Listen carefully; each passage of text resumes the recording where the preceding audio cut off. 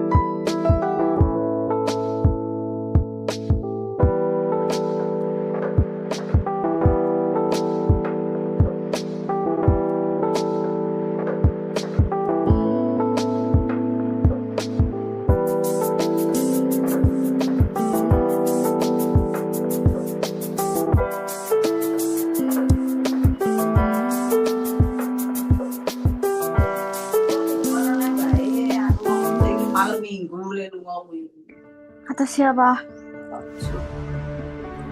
As an excellent global Islamic campus, the Faculty of Psychology and Sociocultural Sciences at Universitas Islam Indonesia is committed to becoming a center for education, research, community service, and da'wah in the fields of psychology and socioculture, both in national and international scales.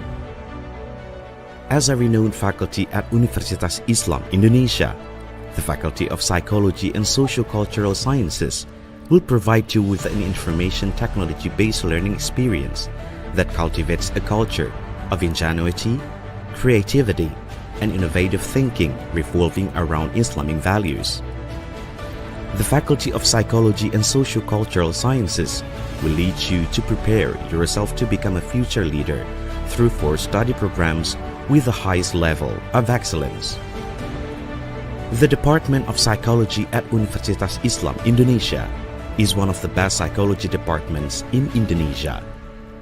This department is continually committed to innovating and developing educational and scientific psychology based on Islamic values.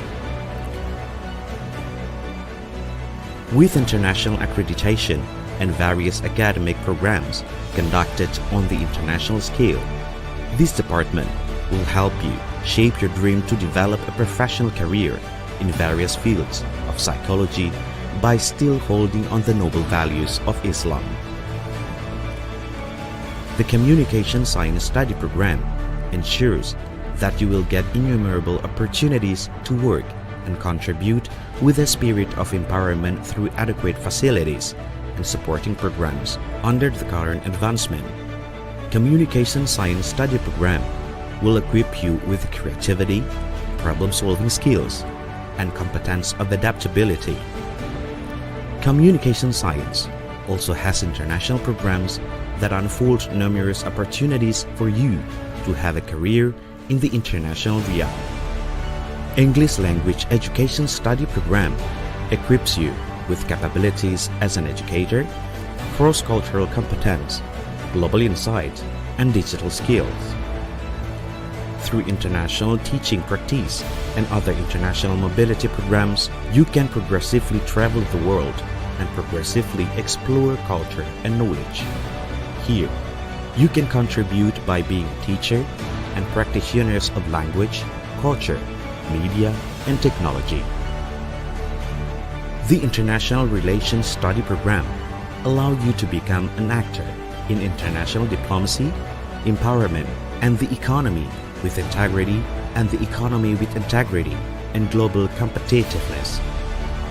Supported by various global mobility programs, you will be able to become part of a global citizen through expert lecture programs, student exchange, and career assistance. Our international program will further strengthen your step in achieving your dream of working at the international level.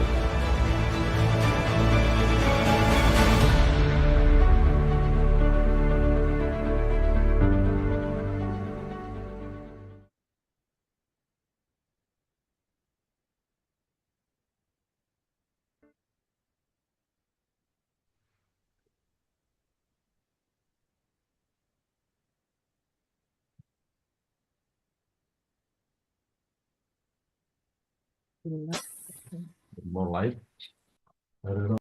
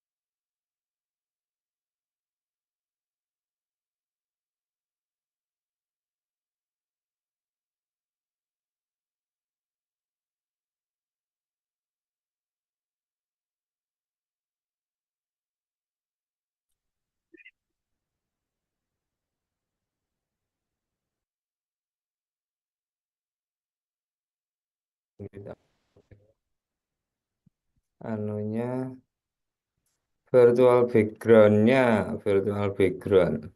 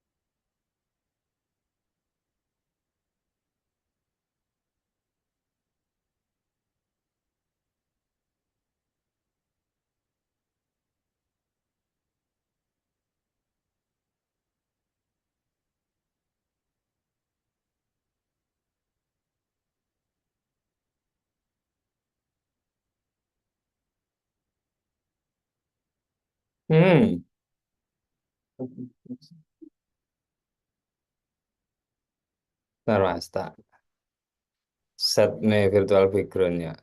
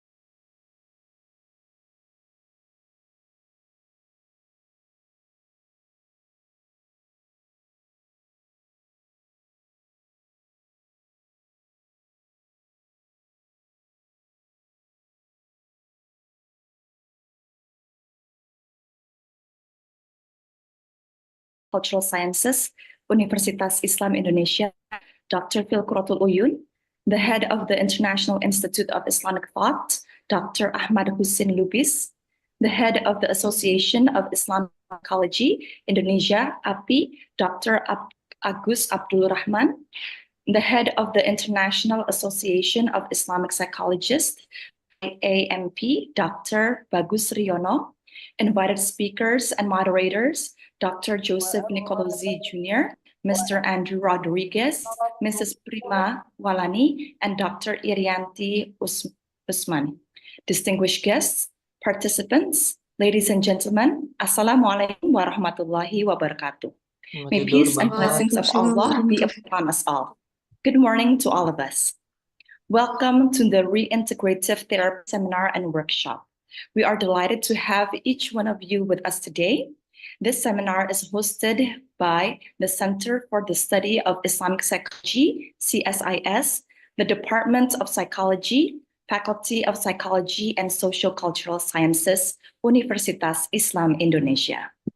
This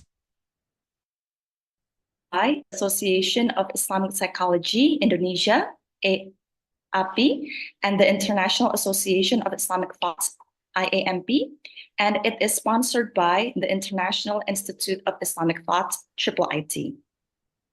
Ladies and gentlemen, before we proceed, allow me to introduce myself.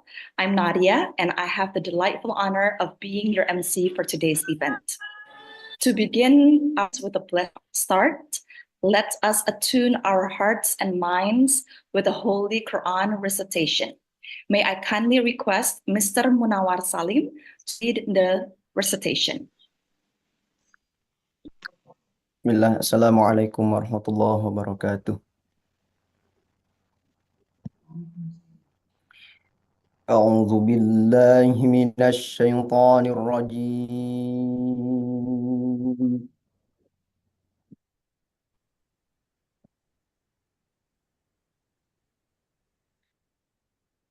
Bismillahirrahmanirrahim.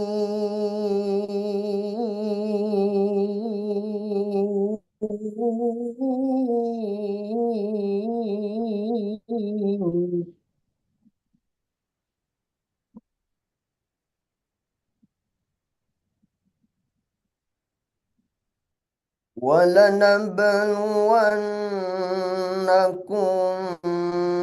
بِشَيْءٍ مِّنَ الْخَوْفِ وَالْجُوعِ وَنَقْصٍ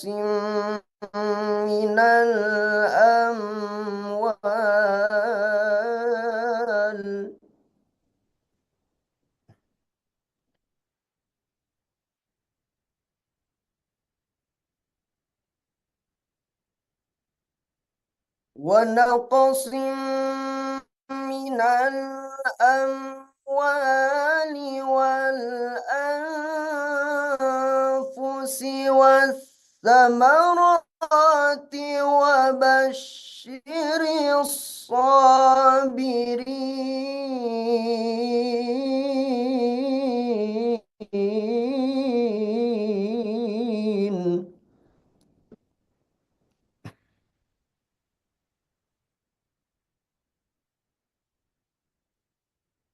Bismillahirrahmanirrahim.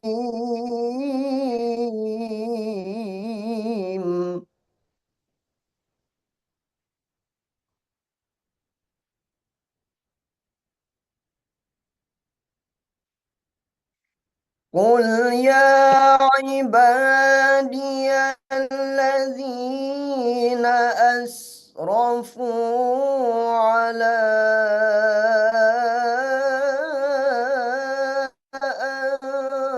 أنفسهم لا تقنطوا من رحمة الله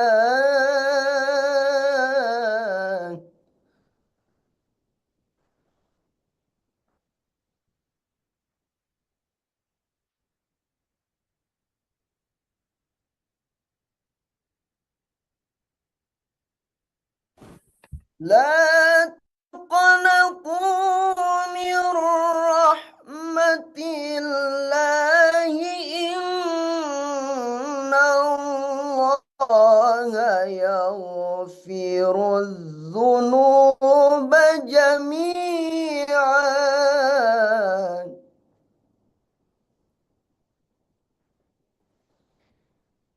إن الله يغفر الذنوب جميعا إنه هو الغفور الرحيم صدق الله العظيم.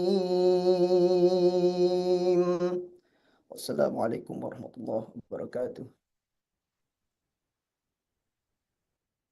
Thank you, Mr. Munawar Salim, for the heartwarming recitation.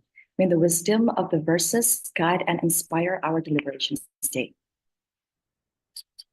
Ladies and gentlemen, now I would like to invite you to sing together the Universitas Islam Indonesia hymn. Thank you.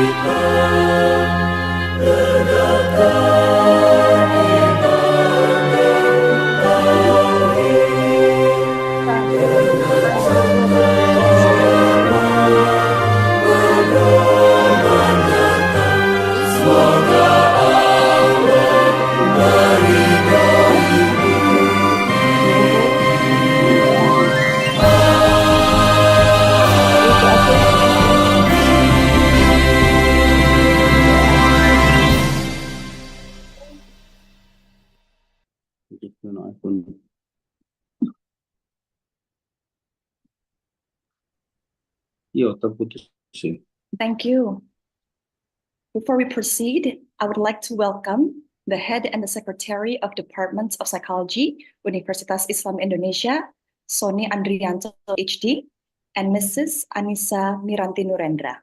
Along with us, we are honored to have with us today the head of the Psychology Study Program and also the secretary of the Psychology Study Program, Ms. Hazida Kutshi, and also Mr. Tobagus Muhammad Nu'man. Now, it is with immense pleasure for me to introduce our first speaker, the Dean of the Faculty of Psychology and Social Cultural Sciences, Universitas Islam Indonesia, Dr. Phil Kuratul Uyun, to deliver the opening speech. The time and place is yours, Dr. Uyun. Thank you. Thank you, Bu Nadia. Bismillahirrahmanirrahim. Assalamualaikum warahmatullahi wabarakatuh. Alhamdulillahirabbil alamin wa bihi nasta'inu ala umuri dunya waddin wassalatu wassalamu ala asrofil anbiya'i wal mursalin wa ala alihi washabihi ajma'in. Amma ba'du. Respected guests and distinguished speakers from abroad,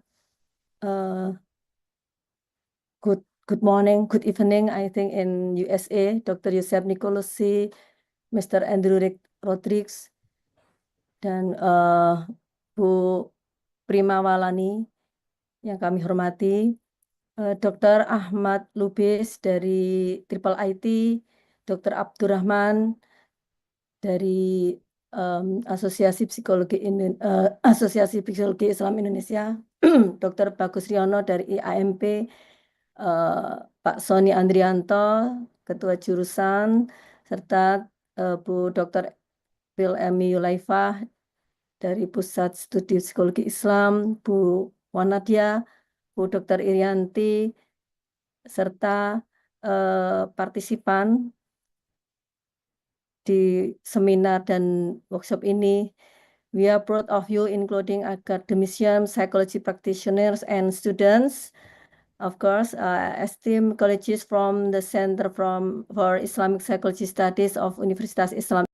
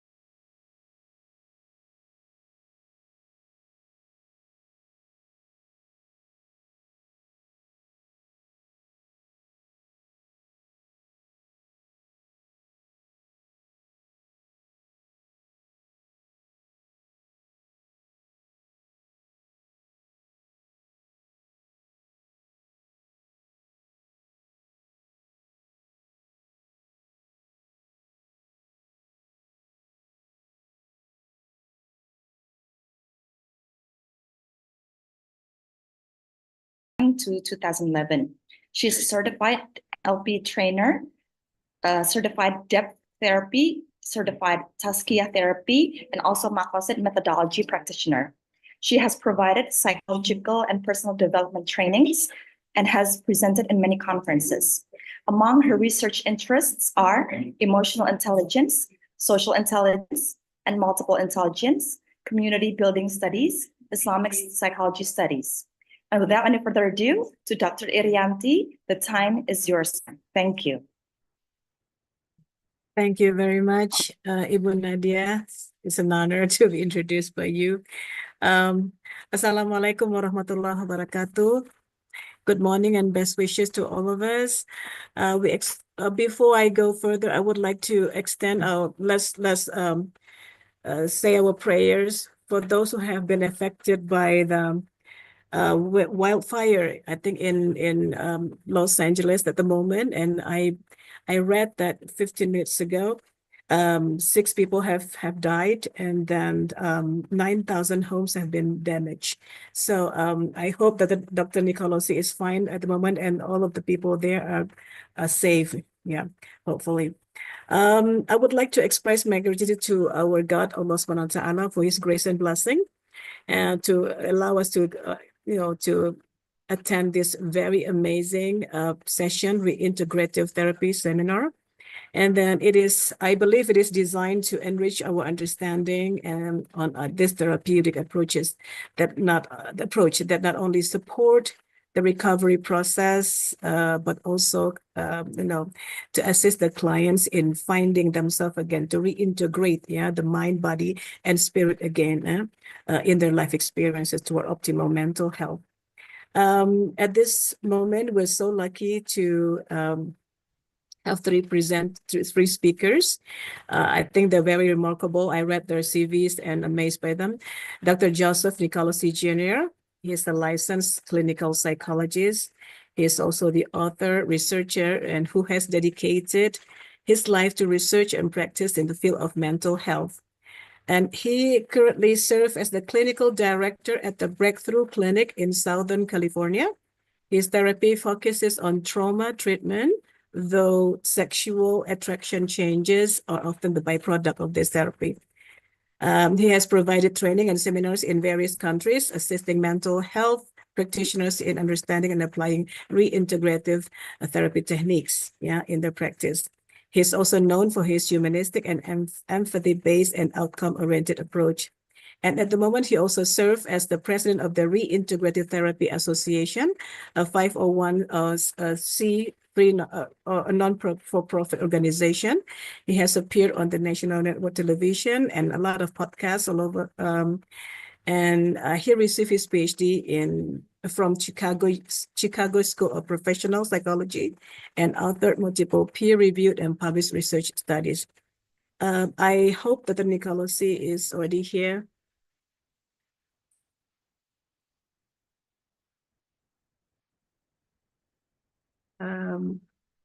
Bu Nadia, is Dr. Nicolosi here yet? He has not joined yet, but with us, we already have Mr. Andrew Rodriguez with us. Oh, okay, great, then wonderful. So I just can go ahead and introduce Mr. Andrew Rodriguez. I hope I pronounced your name correctly, sir. Rodriguez. Rodriguez. Rodriguez. Thank you. Thank you so much for coming, Mr. Rodriguez. I would like to introduce you. And I hope it's not too late in America right now. Is it 8:42 in America right now? Yeah, I'm in Pennsylvania, so I'm on the east Pennsylvania. side. Yes, so yes, we're exactly 12 hours apart. Okay, great, wonderful. Okay, ladies and gentlemen, Mr. Andrew Rodriguez, a Master of Science, LPC, is a licensed professional counselor with a very strong academic background and professional experience in the field of mental health. He holds a Master's of Science degree in counseling and has dedicated himself to help individuals overcome various psychological and emotional challenges. That's very honorable. I watch your YouTube and I really enjoyed every sessions of your YouTube channel. Oh, great. Yes, amazing. As a practitioner, Mr. Rodriguez specialized in trauma-based therapy approach and client-centered intervention. He has extensive experience in addressing various issues, including anxiety, depression, past trauma, and personal development. It is a pleasure to have you here, sir. And I hope that we can learn a lot from you. And I pray that Dr. Nicolosi is okay now in Los Angeles also. Yeah, this session has been well waited. Yeah, we have been waiting for this kind of therapy for so long, and it's like a godsend therapy coming from you, and this is wonderful. The time and floor is yours, sir. Thank you. Oh, I appreciate it. So, yes, Dr. Nicolosi was not sure how things would work out since he is pretty close to the wildfire. Oh my. And he told me that he was safe, but there's a chance that internet connectivity might be disrupted. Oh my. So most likely he's fine. Like his cell phone service is limited. If I try calling him, it goes straight to voicemail. Oh no. So that's the situation right now with him. So hopefully he is safe. The fires Amen. are spreading rapidly. Amen. So oh my God. yeah. That's horrible. So we're prepared for me to just do the presentation he would have done, and then I'll do my presentation as well. I'm sure you do great. Thank you, sir. Appreciate it. Yeah. So let me share my PowerPoint here. Give me 1 second.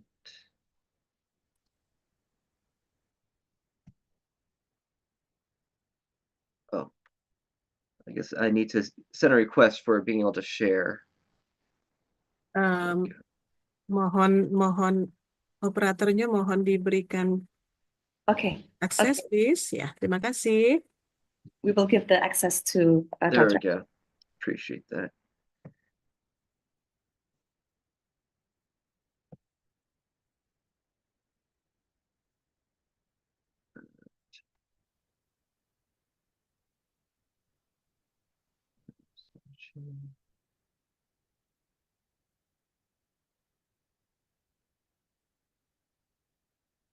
Right.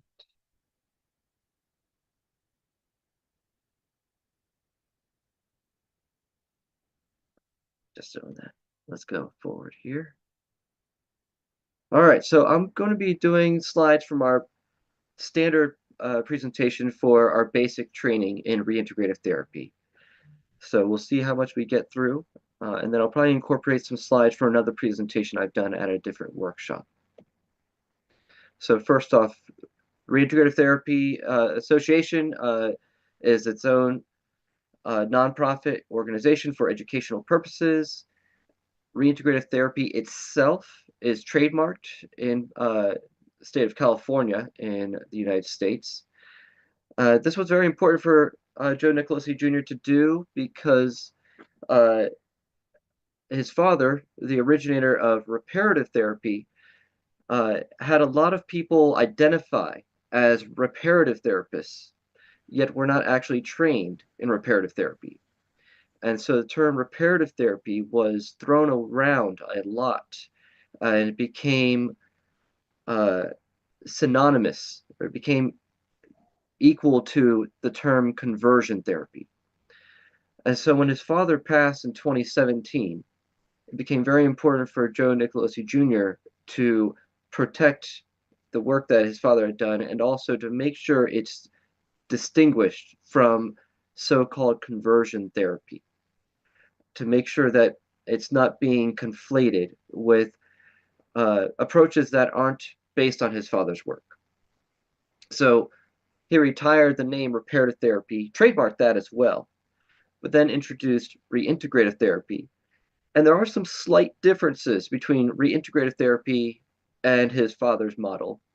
However, it's very similar to the last version of reparative therapy before his father passed, because reparative therapy went through a bit of an evolution from when it started, like in 1990, or late 80s, where it was very psychoanalytic, and then he incorporated more emotion-focused work.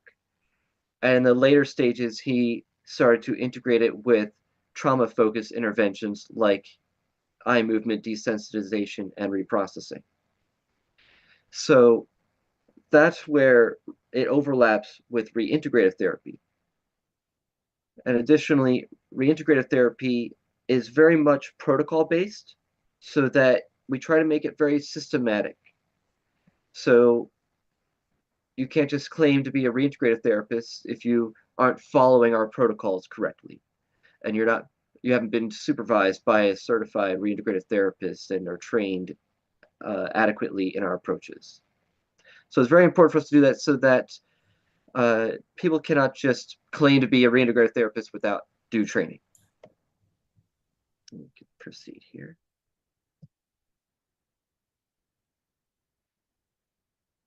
So one of the big distinguishing features is we do not make sexual orientation change the goal of the treatment.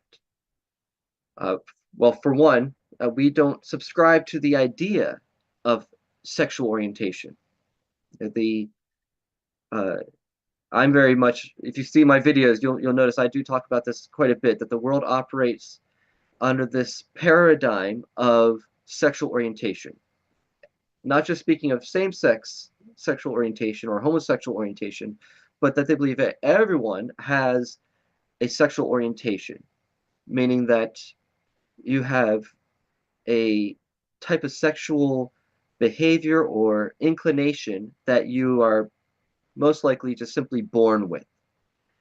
And that's what determines your sexual desires and behavior. And when you hold to this sort of sexual orientation paradigm, you don't really have any curiosity about what the meaning of your sexual attractions and desires are. You just accept them as just the way it is, just the way you are. And so therefore you shouldn't bother to try to explore it, let alone explore any change in your sexual arousal templates. So the other problem with holding to the sexual orientation paradigm is that people will tend to believe that, well, this is not just something I feel, but something that I am. And when you live in a culture, or you hold to a belief system that views, say, same-sex behavior as incongruent with your belief system and your values, when you then believe that this indicates something that you are, it can cause an immense shame and anxiety, fear, panic. Ah, good. He's just joined the Zoom. So I just see here that, so I'm actually going to hand things over to Dr. Nicolosi Sr., or Jr., Oh, sorry. thank Just God. let me hand it over. So I'm glad that he's here so he can actually join us. Oh, great. So let me actually, we did not get too far in the presentation. So Joe, you can jump in. I'll stop sharing so that he can share himself. Okay, Thank you Thank so you. much, Tim. Thank you. I tried getting in for quite a while, and I was emailing both of you saying I wasn't able to get in because there were so many people that I was Understand. getting a message that I was blocked and I couldn't get in. So it's nice to see that Oh, there's so many people here. very happy to Wow. see you, sir. Thank you so much for trying very hard to attend. Yeah, Thank you. we have been praying for all the people, including you, for sure. Thank you. Well, that's great. And Andrew, that was you got us off to a good start. That was very good. Good. Okay, so Andrew, I'm going to pick up where you left off. I've been here for a few minutes just listening. I thought it was great. Let me share my screen here.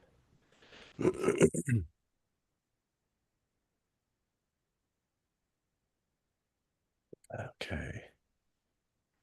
You know, I think because there was a problem and I wasn't able to get in, I rebooted my whole system. I had to restart. Andrew, can you just go for 2, 3 more minutes and then we'll kick back over to me and then I'll find where you are? Sure. Is that okay? Okay, great. Not a problem. Okay. Let me get back to this. There we go. So like I was saying, when there's a moral weight to your attractions, then clients get particularly distressed over they must change their orientation. So it's actually more helpful when we just take our focus off of the orientation itself. And so this is not simply semantics when we say that trauma treatment is the goal. Resolving trauma, resolving the most likely attachment wounds that we end up finding that may be underneath the attractions is more important than the so-called orientation. So this is a hallmark of reintegrative therapy, that our goal is resolving trauma and building up or facilitating the development of more secure attachment. What we find is that as we do that, sexuality change is often the byproduct.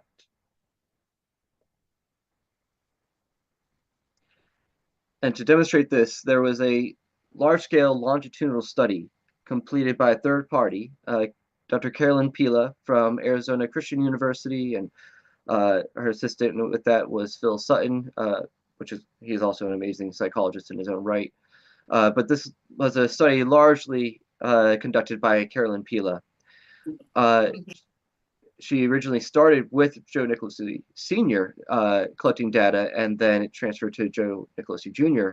after his father's passing. And so it was a longitudinal study, 75 men who were open to doing a trauma treatment and exploring sexuality change as a consequence. They didn't have to reject a gay identity to be participants. They could choose to still identify as gay. All they had to do is be open to whatever happens as they do a trauma treatment. And we did measures for 2 years, up to 2 years, with each participant. So it was more of a quasi-experimental study. So no one was required to do a certain length of sessions or certain number of sessions, but it just followed natural therapy. And so every 6 months they were reassessed. And we wanted to, Dr. Pila's main objective was to see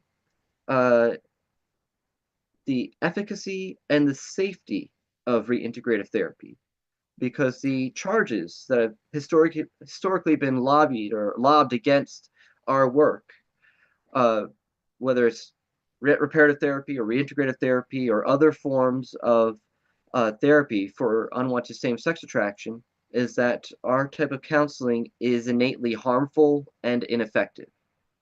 And so those were the main objectives of the study, to see, well, is it actually harmful and is it effective? So we had a measure to study the well-being of the clients in the study, as well as their sexuality. And Andrew, you want to jump in now? Would you like me to do that? Sure, jump in. Great. Okay. Let me stop sharing and you can switch over. Okay. And I'm sharing my screen now. Can everyone see these slides? Everyone can see the slides? Okay. Yes. Yeah, we can see that, sir. Okay, great. So the Pila and Sutton study, as Andrew said, was a large-scale longitudinal study with 75 male participants. We were assessing well-being and sexuality. So these were the findings. After doing this work, they were assessing these clients, and they found that opposite sex attraction experiences increase statistically significantly. For those of you who are into statistics, that's a p-value of less than 0.0001, okay? Same-sex attraction, so opposite sex attraction experiences increased. Same-sex attraction experiences decreased. Same p-value, less than 0.00001. And then sexual attraction identity moved toward heterosexuality. So what this reveals is it's not just an example of behavior modification that the authors reported. Attraction experiences were measured by assessing thoughts, feelings, and behaviors. So not only did the authors see changes in those areas, but they also saw changes in the identity, confirming how this was, in fact, true change. Apart from sexuality, the client's well-being was measured, as Andrew said. using this well-established instrument, a measure. It's used very, very widely in the United States. It's called the OQ-45, or Objective Questionnaire 45, which measures the participant's psychological distress. So here's what they found.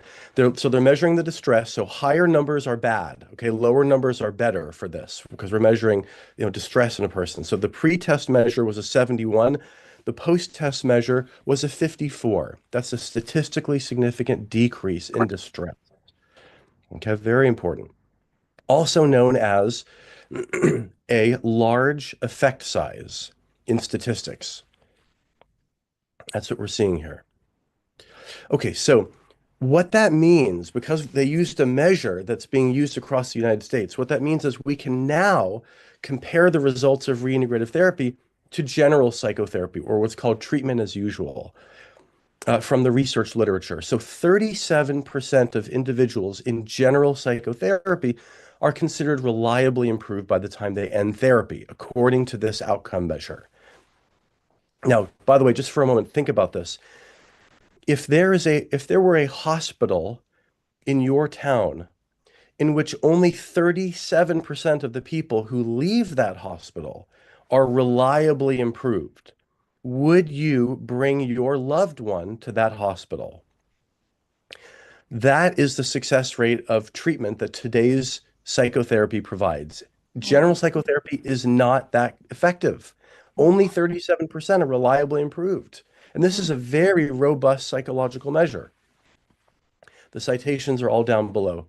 In contrast, 57% of reintegrative therapy participants were considered reliably improved.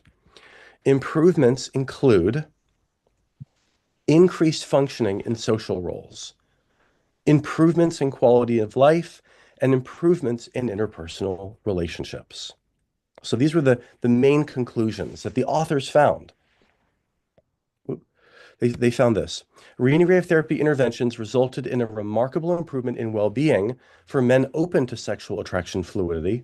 Sexual attractions are not immutable, and they can change as a byproduct of trauma reprocessing. There were some limitations. All studies have limitations. So this was I think, Andrew, I was listening for a few minutes in the beginning of the presentation, Andrew, and I think you were actually talking about this, but this was a single group design, meaning there was not a placebo group.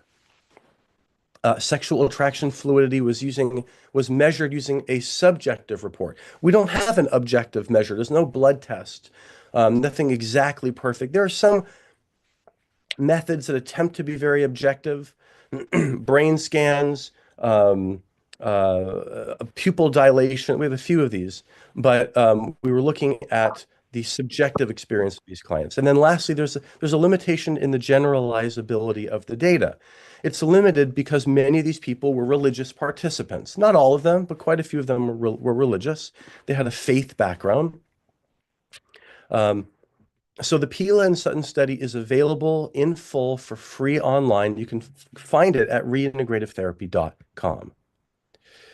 It's also important for us to remember something. Throughout this whole presentation, although the client's sexuality shifts were significant, not every client reported a shift. And some clients reported their shifts to varying degrees. Okay, so when we talk about changes in sexuality, we're not talking about flipping a light switch like you see here on the screen. We're not flipping the switch on the light. Think in terms of rotating a light dimmer. That's how I want you to think about it. We're talking about gradual shifts of varying degrees. So it's important that we don't oversimplify or overstate these results. Everybody responds differently. Nobody can guarantee an outcome. We have plenty of handouts available at reintegrativetherapy.com if you want more. If you want to do a more focused work on the differences between reintegrative therapy and so-called conversion therapy, there are many differences, as you can see here. All of these handouts are available on our website. Let's talk about ethics for a little bit. We talked about the scientific findings, but ethics. The American Psychological Association's ethical principle, they have 5 ethical principles. Ethical principle E is respect for people's rights and dignity. And it says here in the ethics code, psychologists respect the dignity and worth of all people, and the rights of individuals to privacy, confidentiality, and self-determination. Self-determination means that we don't pick our clients' therapy goals for them. They pick them for themselves. So some clients want to explore heterosexual attractions, and that's their right to pursue if they choose. No one should take that away from them. Some wish to resolve trauma memories and with evidence-based methods, and the research demonstrates that treating traumatic memories in some instances can trigger spontaneous sexuality changes for some people. That's their right to pursue. If you want to look up other information on this, go to reintegrativetherapy.com, click on science, and you'll see the other studies. One was by Cornine, Cornine, in 2013. There are other studies like this on our science page. But we want to show that there are plenty of other resources if you're interested to see, if you're doubtful, if you're skeptical, look at the research literature on this.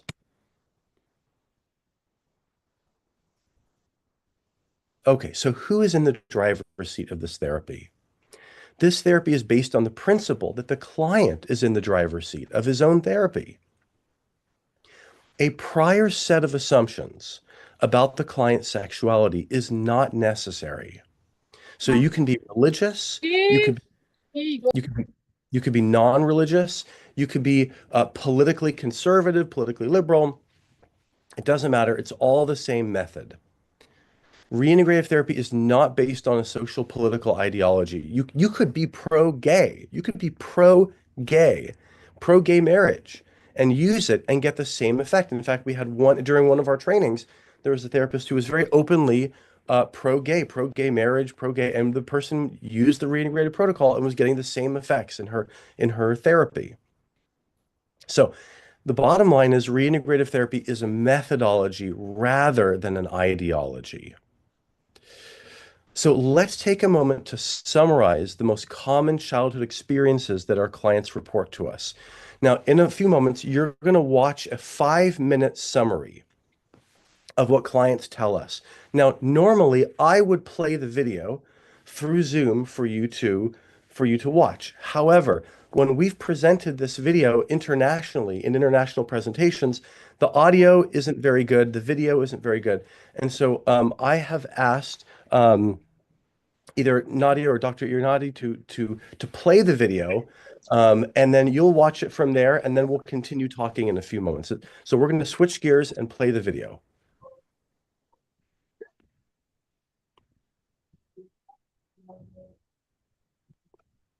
Okay, Joseph, we are going to play your video. Okay, great. So can you play that?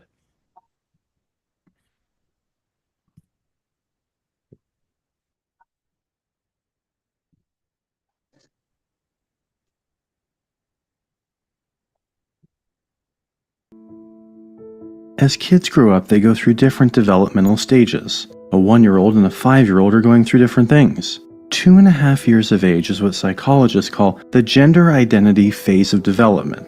This is the first time a little boy is trying to understand what it means to be a boy or a girl, and is making his gender a part of his identity.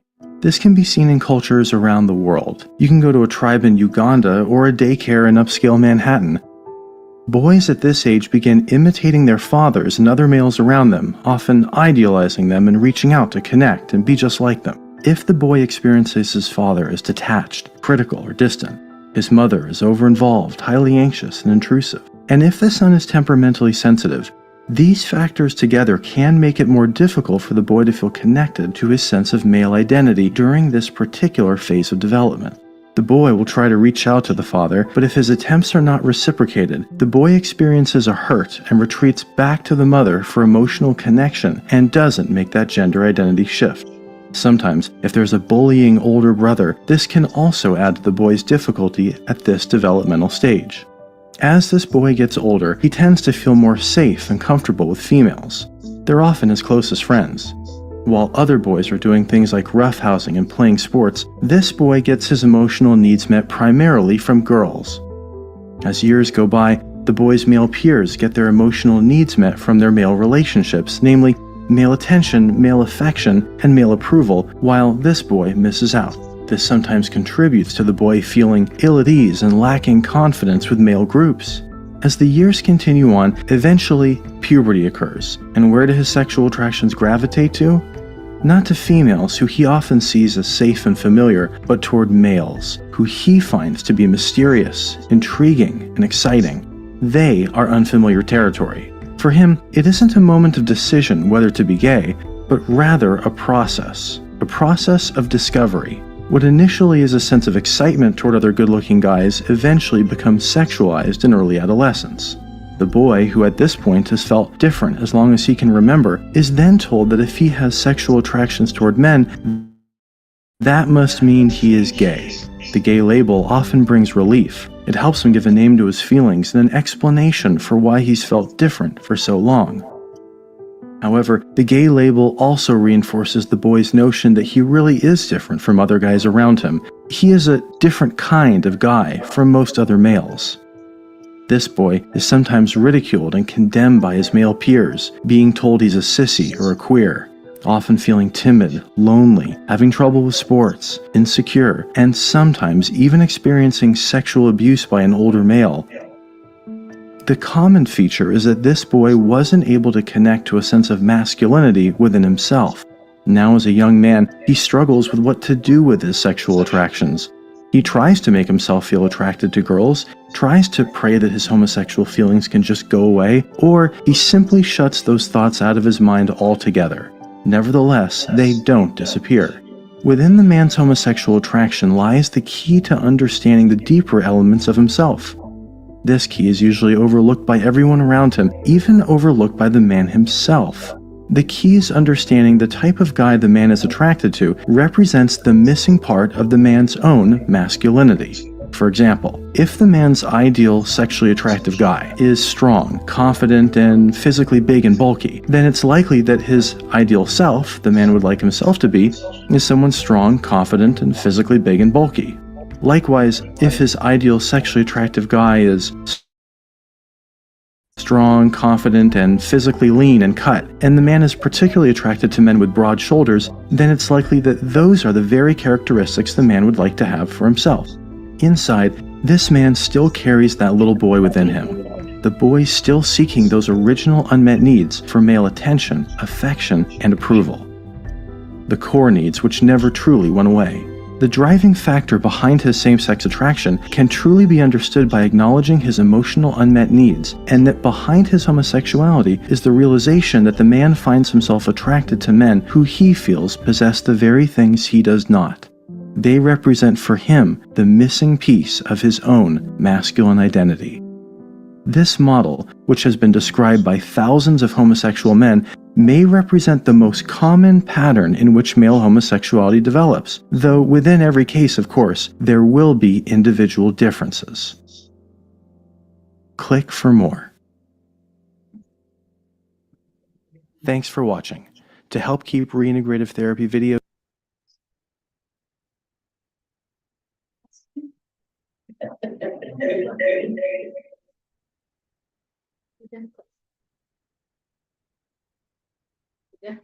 Good. Were you able to hear that okay? Did it come through? Yeah, it was very clear. It was very clear, sir. Okay, very good. Great. All right. So we've listened to many people. We're focusing more on men right now, but this is what they tell us. These are the most common patterns in their childhoods. Okay, let me share my screen here correctly. And I also want to be very clear, if anybody has any questions about anything I'm saying, if you have any doubts, if you want to debate or argue or share just a personal reaction, we're going to get time for all of that. So I'll be speaking for 45 minutes, but then we're going to do 15 minutes of question and answer. And I am completely fine with any challenges or any kind of reactions. I think it's important that when we present this much information, we have to pause for a while and check in with everybody and see what they're thinking and feeling. And of course, I'm not a guru. I don't have all the answers. Everything I say you should be able to criticize and to evaluate. Okay. Well, actually, So you have 1 hour straight, sir. So I have you 1 have 1 hour, hour to present. Yeah.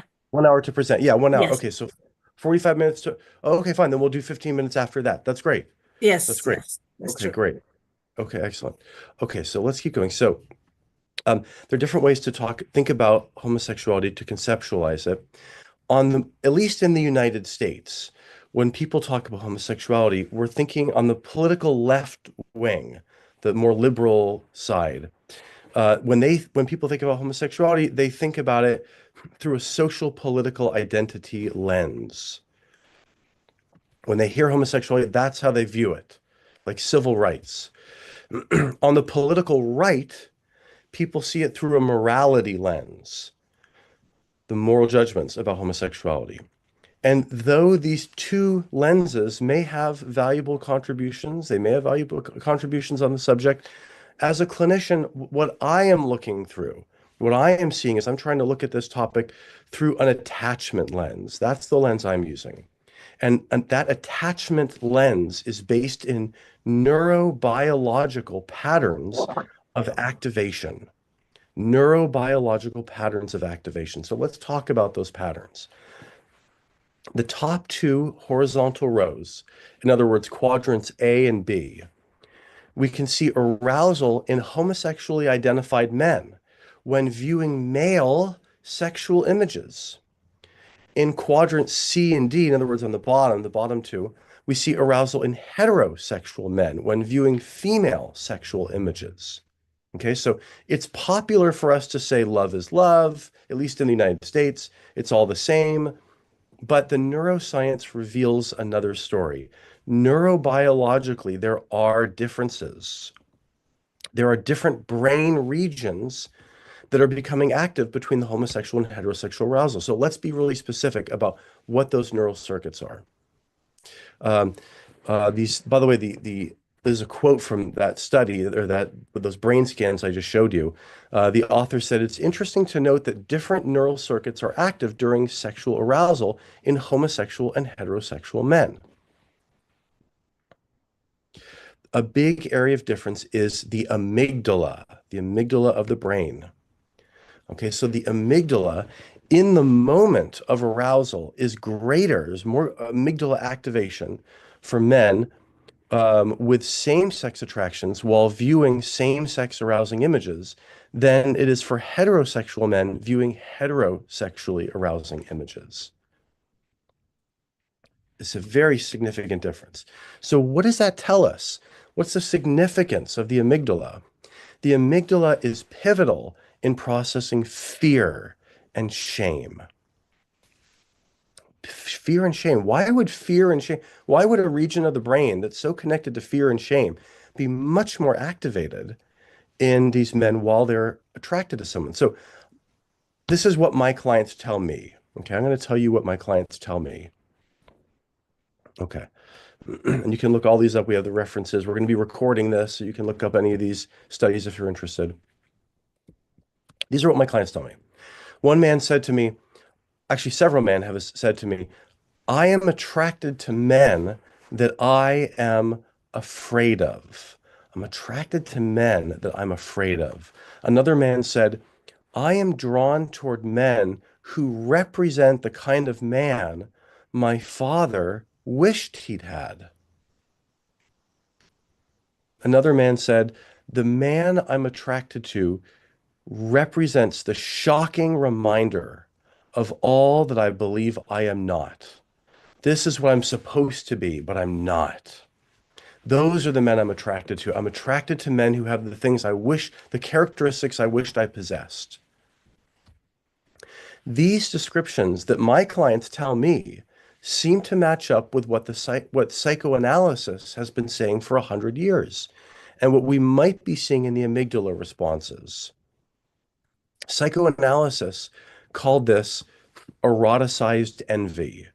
Eroticized envy. Now, is that right? Is that wrong? You can decide.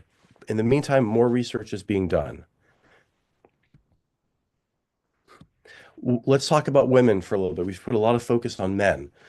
One study examined women with predominantly heterosexual attractions, though up to 30% of the participants' attractions were same-sex attractions. They did brain scan studies on these individuals. And when these women practice mindfulness meditation, basically where you observe your own thoughts, it's been around for thousands of years. When these women practice mindfulness, they reported significant spontaneous increases in their opposite sex attractions and decreases in their same-sex attractions, results which were further reinforced by brain scans of the participants. They actually scan their brains. You're going to see here on the left, it says OC. That's orientation consistent. In other words, which was their heterosexual attractions. And on the right, you've got orientation inconsistent, or OI, meaning they had these same-sex attractions, but those were inconsistent with who the participants saw themselves to be. And those attractions spontaneously decreased after practicing mindfulness. They weren't trying to get them to change.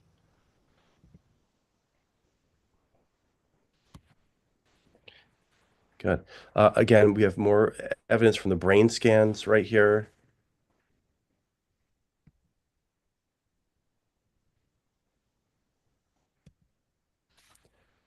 They reported. Oops. Okay, good. Now let's take a look at this. Another study recently published in the Journal of Behavior Therapy and Experimental Psychiatry noted how both EMDR and mindfulness, they're activating a part of the brain called working memory, and thereby reducing the vividness and emotionality of aversive ideas. In other words, when we use this thing called working memory, and Andrew may get more into this in the future in the presentation, we can talk more about it, but the taxing of working memory seems to lead people into a spontaneous state of non-reactivity toward images or people that they find incompatible with what they want. A randomized placebo-controlled trial was just released in the last 3 weeks. I was the principal investigator of it. So it was a randomized placebo-controlled trial. Now, the Peel and Sutton study was not randomized placebo-controlled. This was. You could find it on reintegrativetherapy.com, but we activated working memory, and that was shown to, in 8 minutes, lead to a significant decrease in unwanted sexual arousal in sexual memories. You can find that on reintegrativetherapy.com, click on science, and you'll find that there. Those were 8-minute interventions that we use and that you could use in your own clinical practice. The goal of reintegrative therapy is we want to make these methods free to the public. I want everybody to see the methods we're using. We want it to be an open platform where people can see what they're doing, where other therapists can learn what we're doing, practice and train and get these same results. People are not being told the truth. They reported. Okay. Okay. Next. Okay. So let's talk about people's motivations. Why would a person want their arousal to decrease? Why would a person want this? Here are some motivations that our clients report. These are some applications. One is practical. These behaviors don't work for me, or these behaviors are unsafe, or avoiding an involvement in infidelity. They want to avoid adultery. They want to get out of sexually addictive behaviors. So practical is one. Sexual abuse is another. Many of our clients, I would say 1/3 of my clients were sexually abused when they were young. And they say that experience left them with conflict, confusion, and unwanted sexual attractions that they wish to resolve as adults. We believe they should be given that right, just like anybody else. Finally, religious or moral motivations. This includes Jews, Muslims, Christians, Buddhists, Baha'i individuals who come to us. That's the right of them. That's their right to pick their own therapy goals. And this is in keeping with the APA ethical principle of facilitating clients' rights to pick their own therapy goals. It's interesting, and this is more of something that's going on in the United States, but many psychologists who have a person come to them and they say, these are my values and this is my sexuality, and they're not aligning, they're not connecting, they're different. The psychologist will say, well, the only thing you can do is to move your values to be in alignment with your sexuality. Go to a different church, go to a different mosque. That's the only way you can resolve the conflict. These people are never being told sexual attractions can change in alignments with values, and there's no shame, there's no pressure. These attractions can change on their own, and people are not being told the data. You may notice, and this is something that Andrew talked about in the beginning when I was listening, I didn't use the term sexual orientation, but we discussed sexual attractions. So the term orientation, I think there's 3 problems with it. Number one is it assumes that sexuality is a stable construct. It's not always stable for all people. Sometimes it's not stable. It's non-quantifiable. It's non-quantifiable. Here's what I mean by that. What if a person comes to you in your practice and says, 51%, a little over 50%, 51% of my attractions are heterosexual and 49% are homosexual. Is that person a heterosexual? Is that person bisexual? What if a person comes to you and says, all right, 75% of my attractions are heterosexual and 25% are homosexual? Is that person a heterosexual? Is it bisexual? Is the person homosexual? We don't have any cutoffs on this. No one can agree on the cutoff. So we can't quantify sexual orientation. And then finally, it's non-falsifiable. And that's very important. Non-falsifiable, meaning that if a person changes his sexual attractions, many people will say, well, that's just who you always were. You always were heterosexual. You're just realizing who you really were the whole time. So it's important for us, if we approach this scientifically, that we need to stick with scientific terms. And sexual attractions or sexuality, that's more important. And when we're talking about the brain, we could talk about patterns of activation. That's what these are. And these patterns can change over time.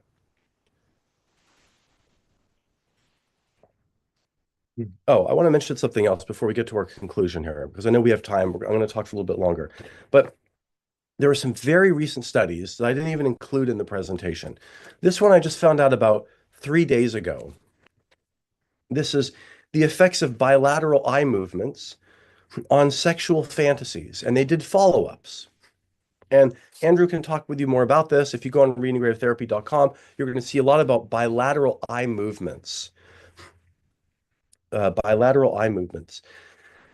they had people think of an arousing memory, unwanted arousal, and then do horizontal eye movements the whole time. And what they found, the studies by Allen, A-L-L-E-N, Allen, in the Journal of Behavior Therapy and Experimental Psychiatry, 2022, they found that hypothetical behavioral intentions, meaning my desire to act out that behavior in the fantasy, that went down. The frequency of masturbation, fantasy masturbation, that went down. They also found vividness, sensations, arousal, believability, all diminished with these horizontal eye movements. When we are sleeping, all of us are sleeping, when we close our eyes and we're deep dreaming, our eyes are moving left and right and left and right. We're all doing it. We don't know exactly why, but there's something about the bilateral movement that's connected to a deep dream state when our brain is organizing our information. If a person does not get sleep day after day after day after day, their memory starts to go very bad, and they can't consolidate information. They can't organize that information. There's something about the eye movements. Probably all of you have had the experience where you had to make a decision. You were very conflicted about a choice. You went to sleep that night. You got a good night's rest. You woke up the next day and you felt clear in your mind, and you were able to like think about that thing from the previous day in a different way, in a more organized way. You felt more settled about it. So more research has to be done, but this is important. I want to mention one other thing that's very important. The role with parents in early childhood. There's a study by Sherry Golden, Golden, Sherry Golden. She did her doctoral dissertation on this paper, and she did a follow-up study called follow-up paper. We're going to put this on the website soon. The study is called The Relationship Between Father Involvement and Father Role Confidence for Fathers of Gay Sons. Okay, so it is well known in the psychological literature that, in fact, I'm going to stop sharing my screen here because I'm just talking. Dr. me just- Nicolosi, I'm Yeah. sorry to interrupt. Yeah. Is it okay if we change the session a little bit? In 2 minutes, we're gonna start the question and answer session because people are so interested in asking a lot of things. And Yes. and after your presentation, after the session, question and answer session, we're gonna have the photo session after that. Is it okay though? Yes. Okay, that's fine. That's fine. Great, wonderful, Yeah. wonderful. Okay, so I guess in 2 minutes we're still gonna be listening to Dr. Nicolosi, and we can go ahead and ask the questions if you have questions. Make it very short, please, ladies and gentlemen. Make it short and concise, straightforward, because we really don't want to miss the opportunity to listen from him. Thank you so much, sir. Yes, thank you. So in just to finish up Sherry Golden's study, so we know from the psychological literature that men who identify as gay often report having strained relationships with their fathers. We know this clearly from the literature. Even gay affirmative therapists will researchers acknowledge this. But the question is why? There's two explanations. One explanation, excuse me one second here. There are wildfires going on here in LA, and it's very dry, and I'm coughing, and there's wind. So give me just 1 second here, one moment. I'm sorry, so sorry. Please take your time. Okay, thank you. Okay. So the two explanations are this. One explanation is that these fathers are discriminatory against their sons. The son is effeminate, and the father rejects him and pushes him away. And because the father consciously or unconsciously is becoming aware of the boy's more feminine nature or sensitive nature, homosexual, potentially homosexual nature, and the father pulls back. And the pulling back is because of the father's own bigotry about femininity in males.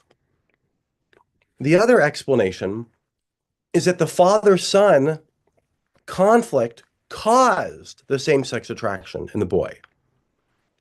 Which is true? How do we tell? That is the purpose of Sherry Golden's work. So she looked at the father's relationships and she found this. She found that these fathers they used a form of parenting that was indirect, non-nurturing. Okay, they were not warm and nurturing these kids.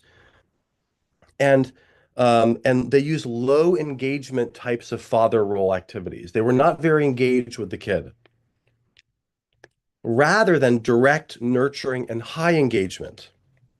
Okay, but the question is people would say, well, how do we know for sure that that was the cause, that the fathers caused it? So Sherry Golden looked at the father's relationship with their own fathers. Okay, so men father the way they were fathered. All men in different cultures, men tend to father in the way in which they tend to carry on patterns from their own fathers. So she looked at the father's relationship with their own fathers. And again, same thing. She found that there's this pattern with their own fathers are indirect, non-nurturing, and also these men report lower levels of confidence as a father.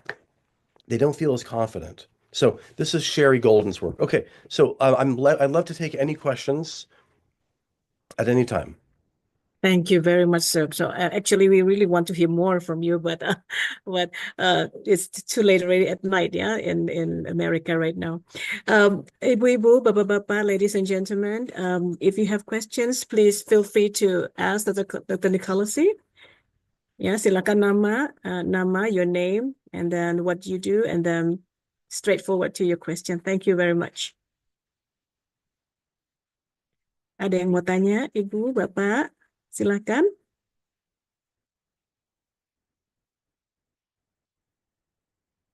Oh. Perhaps boleh dalam bahasa Indonesia juga tidak apa-apa. Yeah. Okay, there's one from Ibu Okina Fitriani. In several cases I know of, let me read this. Let me read this.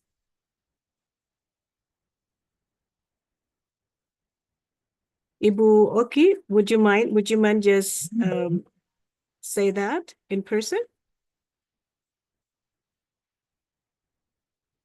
Halo Ibu Oki, silahkan.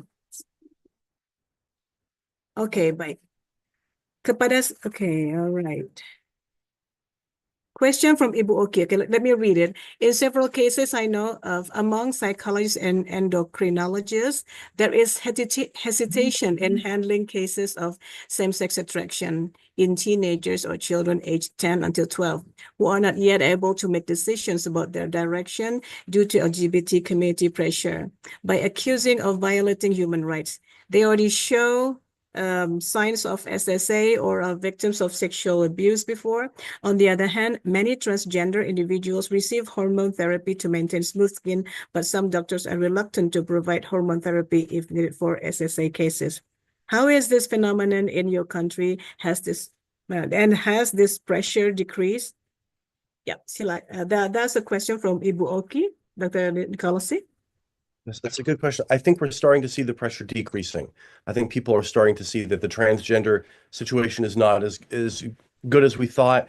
There are a lot of concerns about transgender, what the hormones are doing to kids, their brain development. We don't really know from large studies over long periods of time what this is going to do to their brain. We know it can affect their growth. We used to think they could go on these hormones and then come off of them, and then their puberty would go back to normal. We're seeing that that's not true. So brain development, there's a lot of different medical problems that are going on. So I think, yes, people are more aware of it. And most people are very angry and upset about the idea of men going into women's restrooms and locker rooms. You know, they're going to the bathroom and then there's a toilet and there's a man in there. I think that is what's really making people wake up and saying, this has gone too far. That's what I'm thinking. Okay, so it's a problem too over there. But I wonder if I could add something as well. In the question, there is indication about sort of like the double standard, where there's encouragement of using hormones for transgender issues, but not an encouragement of using hormones for treating same-sex attraction. And in parentheses says, if needed. So I want to address that real quickly. There is a misconception in the world in general, I think, among both people who are pro-LGBT and people who are more traditional, that what causes the same-sex attraction in males is a lack of testosterone. And there's no evidence to show this. Yeah. Our approach is more of a developmental model that we find from our clients, that it's not about them not being masculine enough and not having enough male hormones and testosterone that causes their same-sex attraction, but rather a lack of a secure sense of their own masculinity that is naturally is acquired through the same-sex attachment needs being met through their father, through male peers, etc. So it's not about not being male enough or not having enough male testosterone. That is not what causes, from the data, at least from what we can tell, that is not what causes same-sex attraction. But I'm just also curious in knowing about this a little bit. So what have people done, trying to in the effort to refute this kind of phenomenon? If many people are so angry and everything, is there anything significant that people do over there? Like here in Indonesia, for example, if people know that their sons or the people close to them, have the same-sex attraction, and then they prefer not to tell, not to do anything, and then just to be quiet as much as they can. And then, because it's kind of we call it aib in Bahasa Indonesia, or it's something to be embarrassed about. And instead of trying to take care of the trauma that this person is having, so we prefer to just keep quiet, don't tell.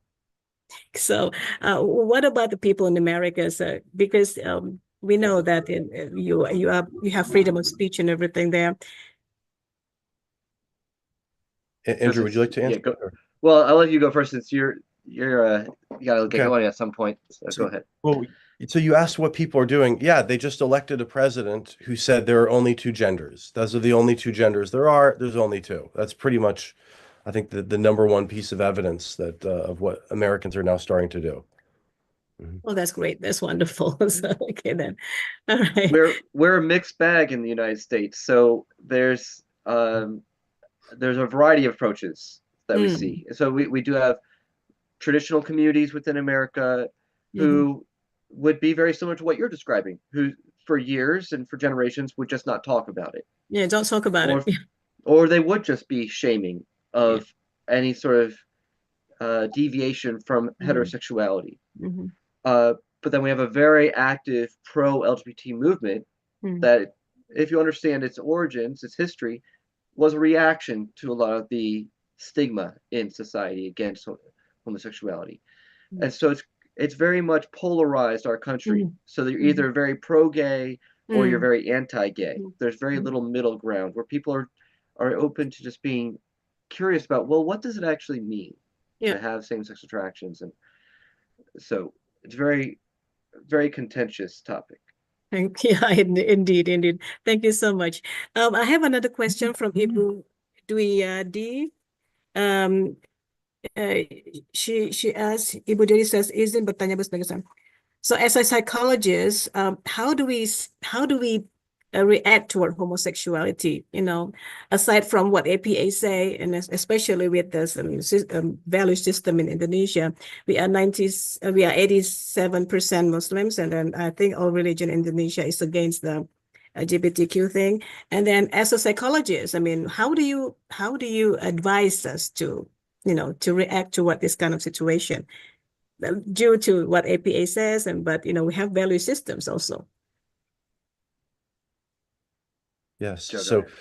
So we should,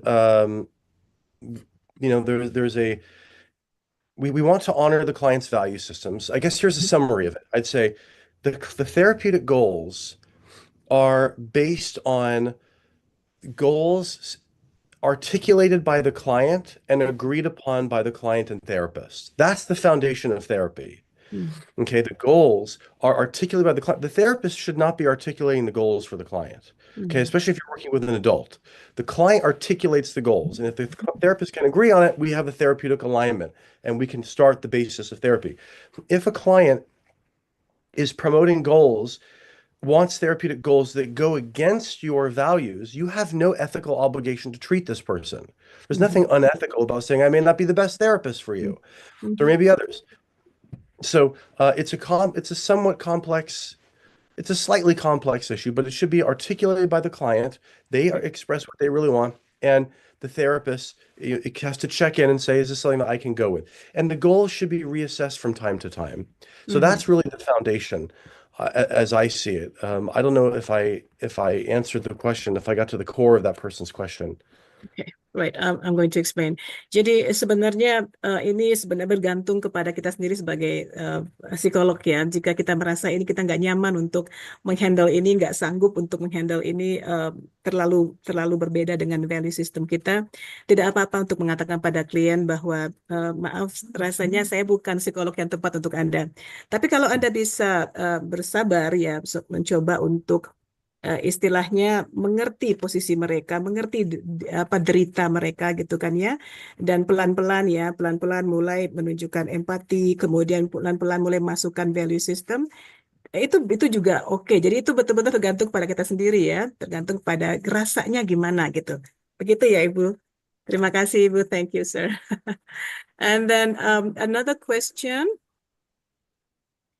Dr. Joseph said about the role of father in building sexual behavior in men, especially homosexuality. Could you give us the research that support these findings? I'm so interested in knowing how about the boys who don't have father or the father passed away, for example.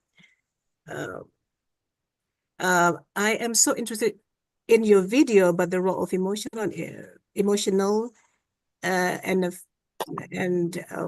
emotional need for affection, and then also about addiction in pornography addiction. I had a client boy, 13 years old, who have pornography addiction, and then he did this to his little sister. How can I know if he still did not want to talk about it? And how can Ibu Arum persisnya bagaimana Bu? Baik, terima kasih. Saya izin pakai bahasa Indonesia saja Boleh biar Ibu, silakan lancar Ibu ya. ya. Mari Ibu. Jadi tadi saya menyimak di videonya Dr. Joseph, Ya. ada pengaruh dari pola asuh ayah terhadap bagaimana build ya, how the role of the father to build the homosexuality. Ya, betul. And ini menarik sekali. Terus bagaimana, apakah ada riset yang support, karena untuk bahan ini juga sih bacaan lebih lanjut tentang hal tersebut, dan bagaimana dengan anak-anak yang mungkin mereka tidak punya ayah, mungkin dari kecil, ataupun figur ayahnya juga tidak hadir secara utuh, gitu kan. Pasti juga ada challenge-challenge yang tertentu untuk mereka membentuk identitas seksual juga. Nah, baik Bu, baik Bu. Sebenarnya tadi sebelum sesi question and answer, Dr. Nicolosi sudah memberikan satu research Bu, satu buah research yang sangat bagus yang terbaru dari namanya Sherry Golden kalau nggak salah, Sherry Golden ya. Silakan nanti kita juga ya betul. He is going to post it on his website. Jadi kita akan lihat segera di situ ya. Kemudian untuk masalah Dr. Nicolosi, Ibu Arum also asked about how about the kids who don't have fathers. For example, the mom got divorced or the father passed away, and how are we going to accommodate this kind of needs for affection? Right. Okay. So those are all excellent questions. Let me go through each one. So the paper is the relationship between father involvement and father role confidence for fathers of gay sons. Okay, so that's the role that's by Sherry Golden. This is all free. This is all free on the internet. Golden, Golden. And that's that relationship with the father study. Okay, now as to the other question about what about the absence of a father figure? Okay, that's a very important question. What many of my clients describe is not so much the absence of a good father, it's the presence of a negative one. Okay? It's not the absence of the positive, it's the presence of the negative. Okay, so this is what they tell me. I just want to go wherever the scientific evidence shows, but this is what they tell me. There are two most common family dynamics that my clients tell me for clients with same-sex attractions in relationships with their fathers. These are the two most common complaints they have. Number one, my father had a standard. He set a standard for what it means to be a male. But my father did not equip me to meet that standard. He didn't give me the equipping I needed, the attention, the support, the encouragement, the guidance. And so I grew up in the frustration of the fact that he continued to hold out this standard and he didn't help me get what I was looking for. And so I grew up in that frustration of that discrepancy. It felt like powerless, like I can't win. And I feel inadequate in my maleness. And these guys say that feeling later on got sexualized, where I see the guy and it goes, wow, he's the guy I'm supposed to be. And there's an erotic attraction. That's number one. The second thing, most common thing that these men tell me is my father was not able or willing to talk with me when I want to talk to him about how he hurt me. So if my father hurts me and I want to go to him, I do not trust that he's willing or able where he can sit down and really just listen to how he negatively affected me. My father can't handle it. And so I am in a no-win situation in the world of men. And I feel like I just can't handle, I can't get the connection that I want. And my clients describe an overwhelming sense of inadequacy and in their maleness. I feel incomplete in my maleness. Okay, the next question was about pornography. A client, 13 years old, with a pornography addiction. Okay, so let's speak in general about pornography addiction, okay? In terms of all addictions, drug addiction, alcohol addiction, pornography addiction, we have seen that there's a correlation between the age of first exposure and the probability of developing an addiction to something, okay? If a guy does not have alcohol until he's 26 years old, even if one of his parents is an alcoholic, the probability of him becoming an alcoholic goes way down because he delayed first exposure to alcohol. If you give that to him at 16, the probability, the same dosage of alcohol is more likely to increase the probability of lifelong addiction. So we find the same thing with pornography. With pornography addiction, early exposure is connected to a higher probability of addiction. And so we're talking about a 13-year-old boy here. Yeah, he's very much at risk. And so, we can't force him to talk about it. We can say that we're available to talk about it whenever he wants to. For whatever it's worth, I can tell you this.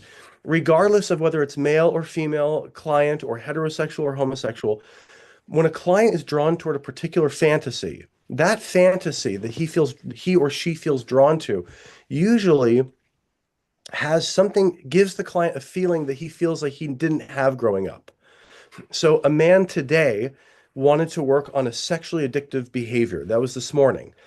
And it was going out and hugging these guys and they're naked. And I said, well, what is the feeling you get? And he said, I feel assured. I feel relaxed. I feel Dr. relaxed. Nicolosi, Yeah. will it be more risky for the kids who have no father at home?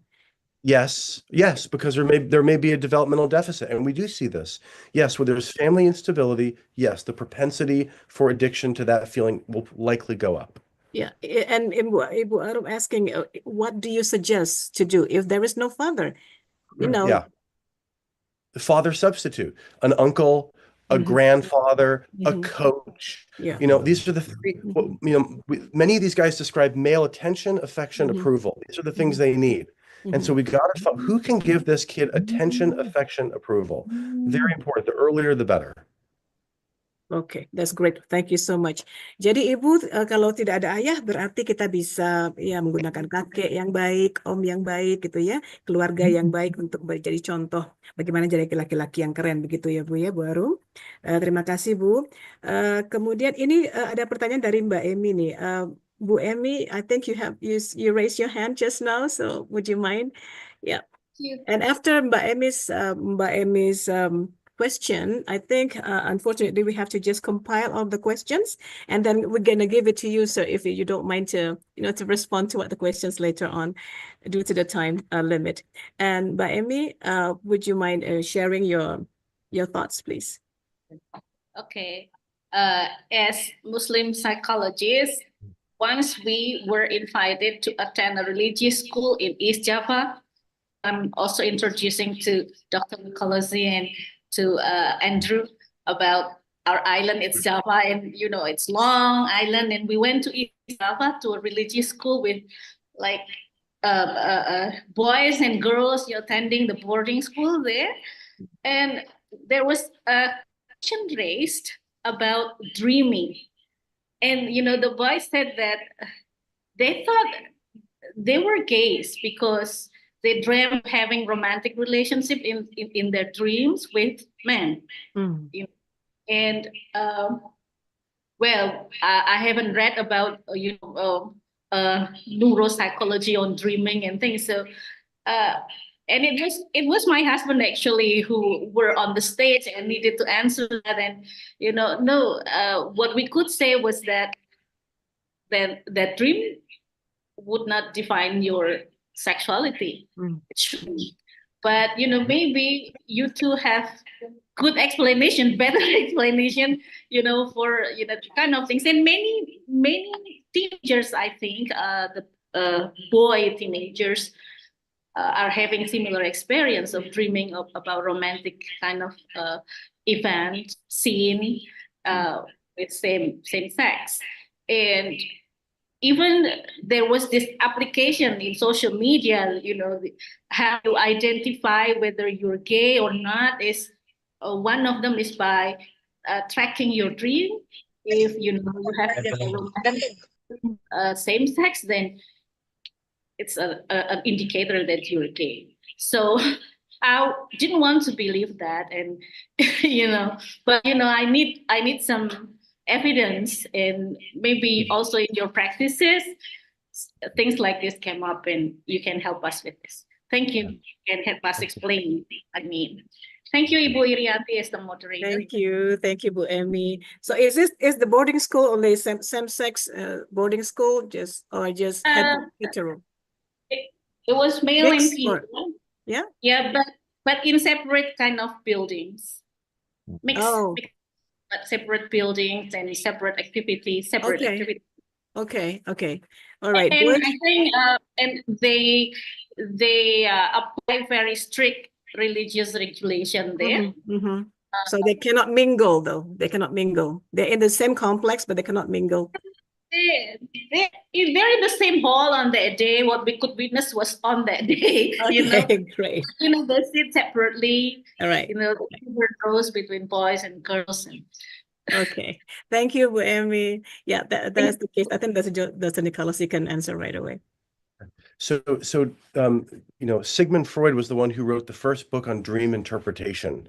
And so he basically, let's summarize it, because that's how he started much of his work, dream interpretation.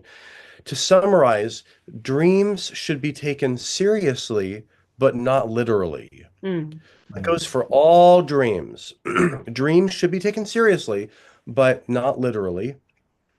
That's rule number one. Rule number two is every part of a dream represents a part of yourself. Every part of a dream, this is more Carl Jung here, the Jungian, I have all the Jungian books right here, all these black books right here, it's all Carl Jung. He added every part of a dream represents a part of yourself. What does that mean? Well, because you're alone when you're dreaming. Nobody else is around. You're not, if you have a dream about a dog, you're not interacting with the dog, you're interacting with the thoughts about a dog that you've internalized into your mind. So these are just different parts of yourself that are interacting with one another. So the notion that you can determine sexuality based on dreams is, let's put that to a test. Imagine a person was sexually abused, okay? A girl was sexually abused when she was 8 years old, and she continues to have nightmares about this. Does that mean, therefore, that her sexuality means that she was attracted to that terrible event? No. People routinely dream about things that are unresolved memories for them, unresolved conflicts. So it doesn't necessarily, just because we have recurrent dreams doesn't mean necessarily that it's revealing the truth of who we actually are. Number one. So what we would want to do is, Andrew's going to teach something later on called the Reintegrative Protocol. You can use the Reintegrative Protocol for dreams. I've done it too with my own practice. So you have the client think of the moment in the dream in which they might have a sexual charge. And then you use the Reintegrative Protocol. Andrew's going to teach everybody through all of that later on today. Great. It's going to cover. Thank you so much, Nicolosi. Bu Emmy, I hope that's answering your question. We have a lot of questions actually, and then since we have very limited amount of time, we're going to compile, as I promised. Yeah, we compile all of the questions and then send it to the Nicolosi after that. The committee member asked me if the participants, would be willing to, be on the camera so we can take pictures together with Joseph Nicolosi, please. Ya, can you please, Bapak-bapak dan Ibu-ibu, apa boleh buka kameranya gitu ya, supaya kita bisa foto bareng dengan Bapak Nicolosi. May I ask you, Dr. Irianti? Okay, so ladies and gentlemen and participants, we will have our photo session today. So please activate your camera. We'll start now. The first page is, give you a big smile. Big 1, smile. 2, 3. Next page, please. 1, 2, 3. Next page. 1, 2, 3.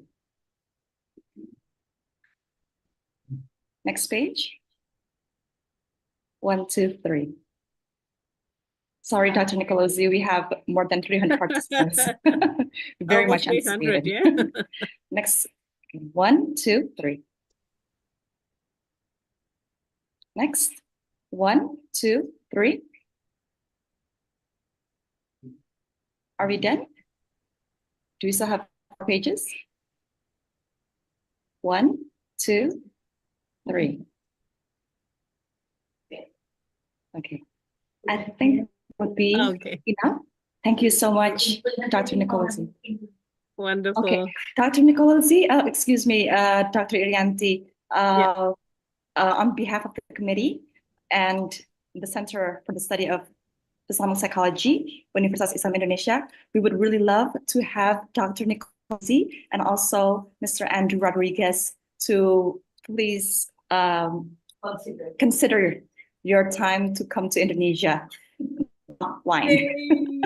I think it would be a very interesting and very fruitful discussion and further workshops we will have. Thank you so much, Dr. Nicolosi. Thank you. This has been such an honor. Thank you so much, everybody. What an honor for me to be here to meet with you and to answer questions. And I am it's just an honor. So thank you. I feel gratitude, and I'm excited for what you're about to hear. I'm excited for what you're going to hear with Andrew. I trust Andrew. I respect Andrew. I've watched his work with so many people. You are in really good hands. I think you're going to really learn a lot. Andrew is really good at answering questions, and we are making him the trainer officially for Reintegrative Therapy.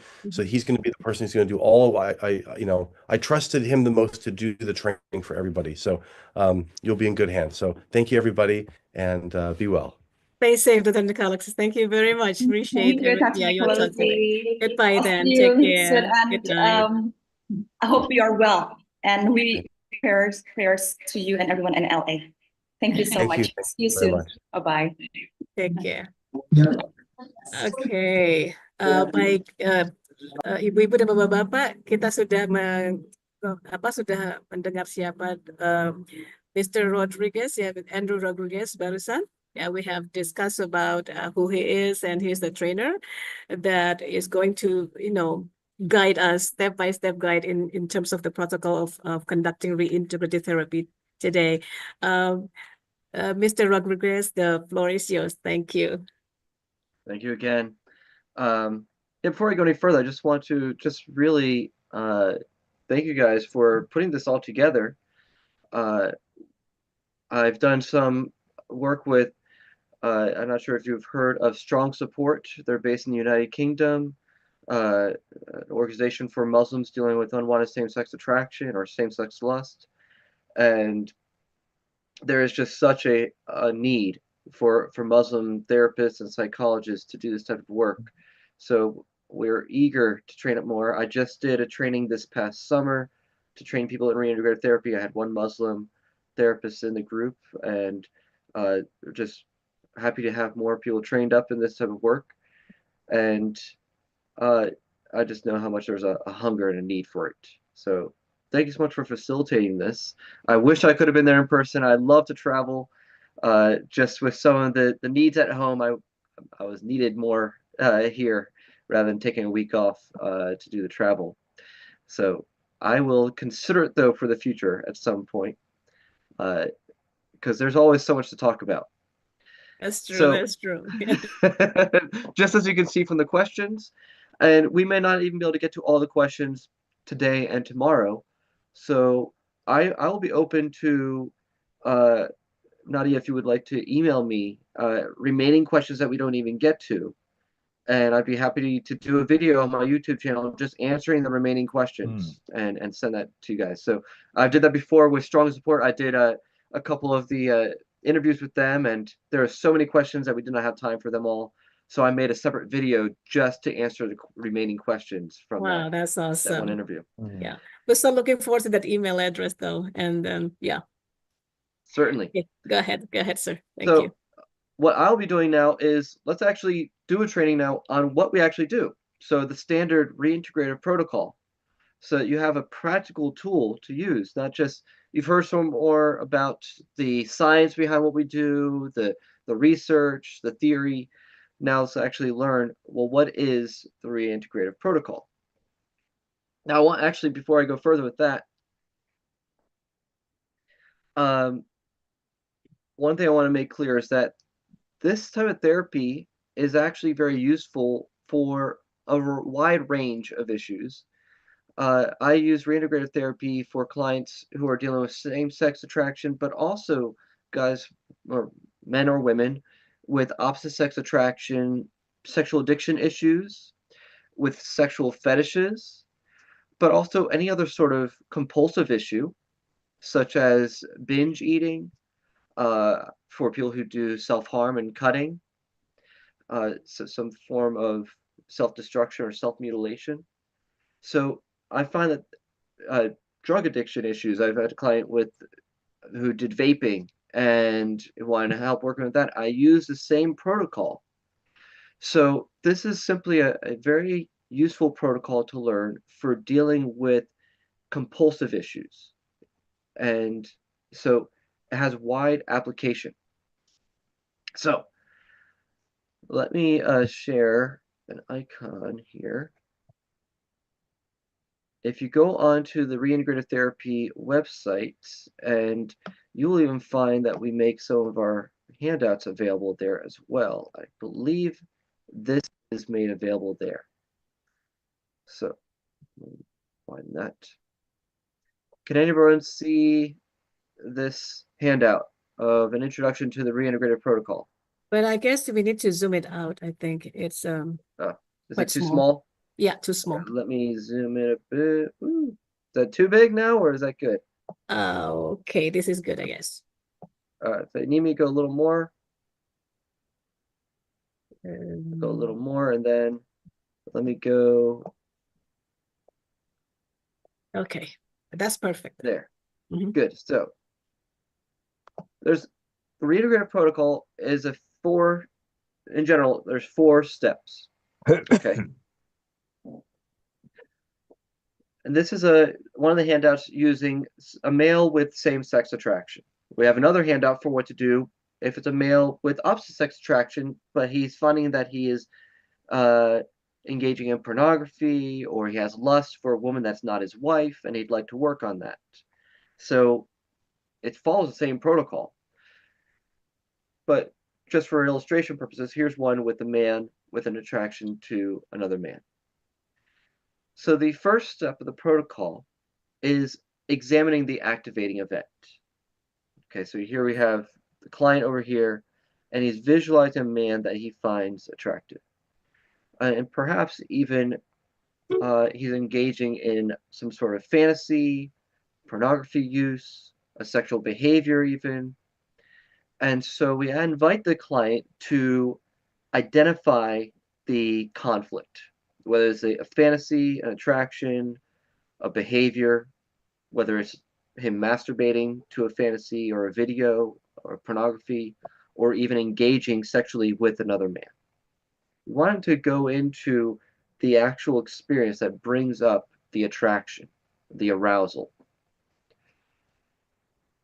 This is very key. This is what makes reintegrative therapy a little more unique than most of your other sort of counseling approaches, because most other counseling approaches are more focused on changing behavior and maybe even thoughts, and just encouraging clients to be more disciplined, and just hoping that as they abstain from a behavior, that will naturally or spontaneously at some point change their feelings. And that might. Yeah, that's what we call more of a discipline type approach, where you just really focus on changing behavior, stopping the behavior, and telling yourself, no, this is wrong, I'm not going to do this. And that would be more of a moralistic approach, even. And perhaps that'll produce some sort of change incrementally long term. Reintegrative therapy is different, though. Reintegrative therapy actually targets the feelings. We actually want to go to the feelings themselves and invite the client to feel their feelings. We're not scared of the arousal. We actually invite them to feel the arousal as intensely as possible because they've already felt it before. So we're not actually like making them feel something they haven't already felt. Rather just inviting them to experience it as they felt it when they were feeling it in real time. So I'm just going to go briefly over these stages, and I'll go a little more in depth in a moment. So we want to activate the experience. What you see here typically is going to be where they are idealizing the man that they're attracted to. So they look to him to meet some sort of need. So he gets very drawn toward the man. Then what we do is help them identify and acknowledge the feelings that are associated with the attraction, with the experience, whether it was an acting out experience with porn or engaging with another man. We just invite them to identify and acknowledge the feelings. In particular, as they identify the peak moment. The moment in the fantasy, whether it's if they're just using their imagination or if they're engaging in pornography. Where is the peak? The moment where they had the strongest positive feeling. Okay? And then identify, well, what is that feeling? It might be, well, simply just sexual arousal they felt. It might be more of a sense of excitement. Maybe it'll be a sense of comfort, safety, maybe happiness, joy. Okay, I was just doing this work with the client right before our training started with the client, and he went to a porn that he'd watched, and there was a sense of joy, euphoria. Okay, and so we want to gauge, so we want to measure what we're doing, and we want to see if what we're going to do next, whatever the intervention is, if it actually has an impact. So I'll usually ask them on a scale from 0 to 10, how strong is the arousal? The arousal or attraction. But typically I want to actually target the arousal. Get them in touch with their feelings that are in their body. And so 0 being no positive feeling at all, to 10, the strongest possible arousal. And we actually want to go to memories or experiences that had very strong arousal. So we're not afraid of those. We're not afraid to allow the client to experience them and feel them in real time. That's where we're going to see the greatest benefit, is when we target those. Let's scroll down to here. And so what we do next, one second. I'm fighting a cold myself, actually. We're both in not very good shape. Do we have the storm there right now? I mean, I heard. No, I'm on the other end of the country. I just am getting over a cold. I had a head cold. Oh, I'm so sorry. I'm so sorry. Hope you get well soon. Yes, I am actually doing a little better today. Oh, great, great. Oh, I'm sorry. I have to stay late. Stay up late. I'm fine. I normally stay up pretty late, so this is not a problem for me at all. Great, great. Thank you.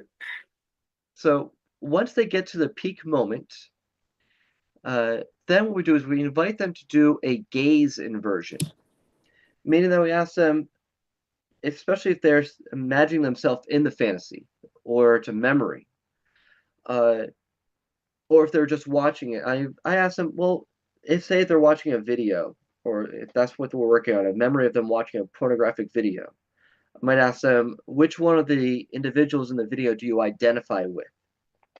Okay, so that might make it easier for them. They picture themselves as one of the persons. If they can't do that, if they're like, no, I'm just seeing myself as the person observing it. Okay, then just see yourself watching the video. And so then what I ask them to do is imagine that they can step outside of their body and then look at themselves from a third-person perspective.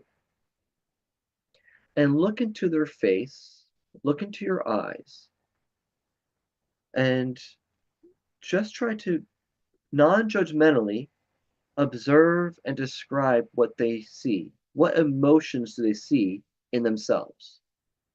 So as they imagine looking at their face while they're at the peak moment, what do you notice that you're feeling? This can be difficult for some clients, I'll admit this, because this can seem a little bit abstract. And so they have to use a bit of their imagination, trying to picture themselves. But the main goal is to help them get to a point of gaining some insight into what they're feeling. So we have some workarounds, so I can get into that later. But the ideally is they're able to picture viewing themselves at that peak moment. This is what we find, is they might move through 3 levels of awareness. So the first is what we call the trance state, okay? Where the first level awareness is they see how pleasurable, whatever the positive feeling is, as they're engaging in the fantasy or the behavior. And so they're very aware of a very positive feeling. So for my client earlier today, it was a sense of joy, elation, excitement, contentment. So all these positive feelings associated with the fantasy, okay? And we want them just to feel those feelings, get in touch with them. That's so we know we're really getting in touch with the core of what is drawing them in to the same-sex attraction or the fantasy.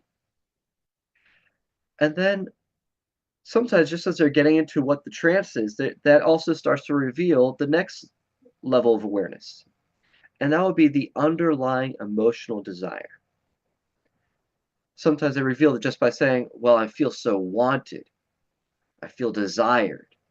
I feel respected and honored. Well, that tells me, oh, so that's what you're desiring in this fantasy. This peak moment, what really fuels and gives you a sense of joy is that you're being desired. So there's this desire for another man to want you, to want to be with you, to give you attention. So we want to give them words for an emotional desire that's underneath everything. Okay. Other times I just simply ask them, what's beneath that arousal? What's satisfying you? All right. So they might come to this just by observing their face. Other times you might have to ask a few probing questions to draw out what is the desire underneath. As they keep looking into it, they might become aware just more naturally of what is underneath the desire itself. So keep looking into the desire. Do you see the desire in your eyes for being wanted by another man? How do you feel in that desire? What is it like to desire that? And sometimes what may happen is they see a pain, a wound, a loss, a deficit. They might identify it as, oh, that, there's an ache, there's an intense longing. Other times you might have to ask for probing questions. So a very common question I ask is, when have you desired to be wanted, but that desire was not met? What is it like to long for that but not experience it, not to get the thing you desire? And it hurts. It's painful. I feel sad. Okay. So then I invite them to get in touch with that sadness, with that intense, distressing feeling.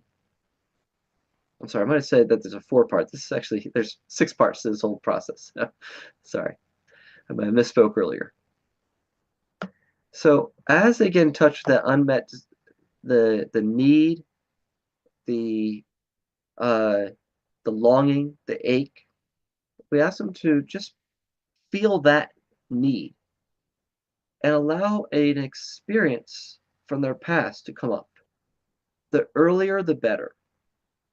So the earlier there's an experience of having that need, of being aware of that unmet need, the greater benefit.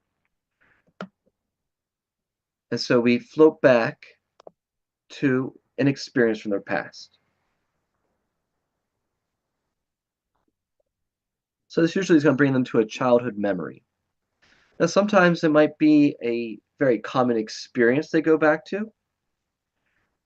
So we just take our time with them to see if they can identify a very concrete memory. Like, oh, here's a particular time. Sometimes they'll just bring up sort of a common experience. Well, for my client, perhaps earlier this week, earlier today, the unmet need was to feel close and have a tight friendship. And he longed for this intense closeness with other boys. And so he thought of a variety of experiences of, well, other boys just having close best friends, and I didn't have any best friend. All right, so there was a general experience that he was recalling. And so I asked if he could think of a time where he really felt that. And it took him some time, and you just have to be patient. And he's able to identify a particular memory where there was two boys in school who were very close. They did all sorts of activities together. They even had like a secret handshake. And he so wanted to be part of that, and he didn't. So there we go back to the early childhood experience. All right, so then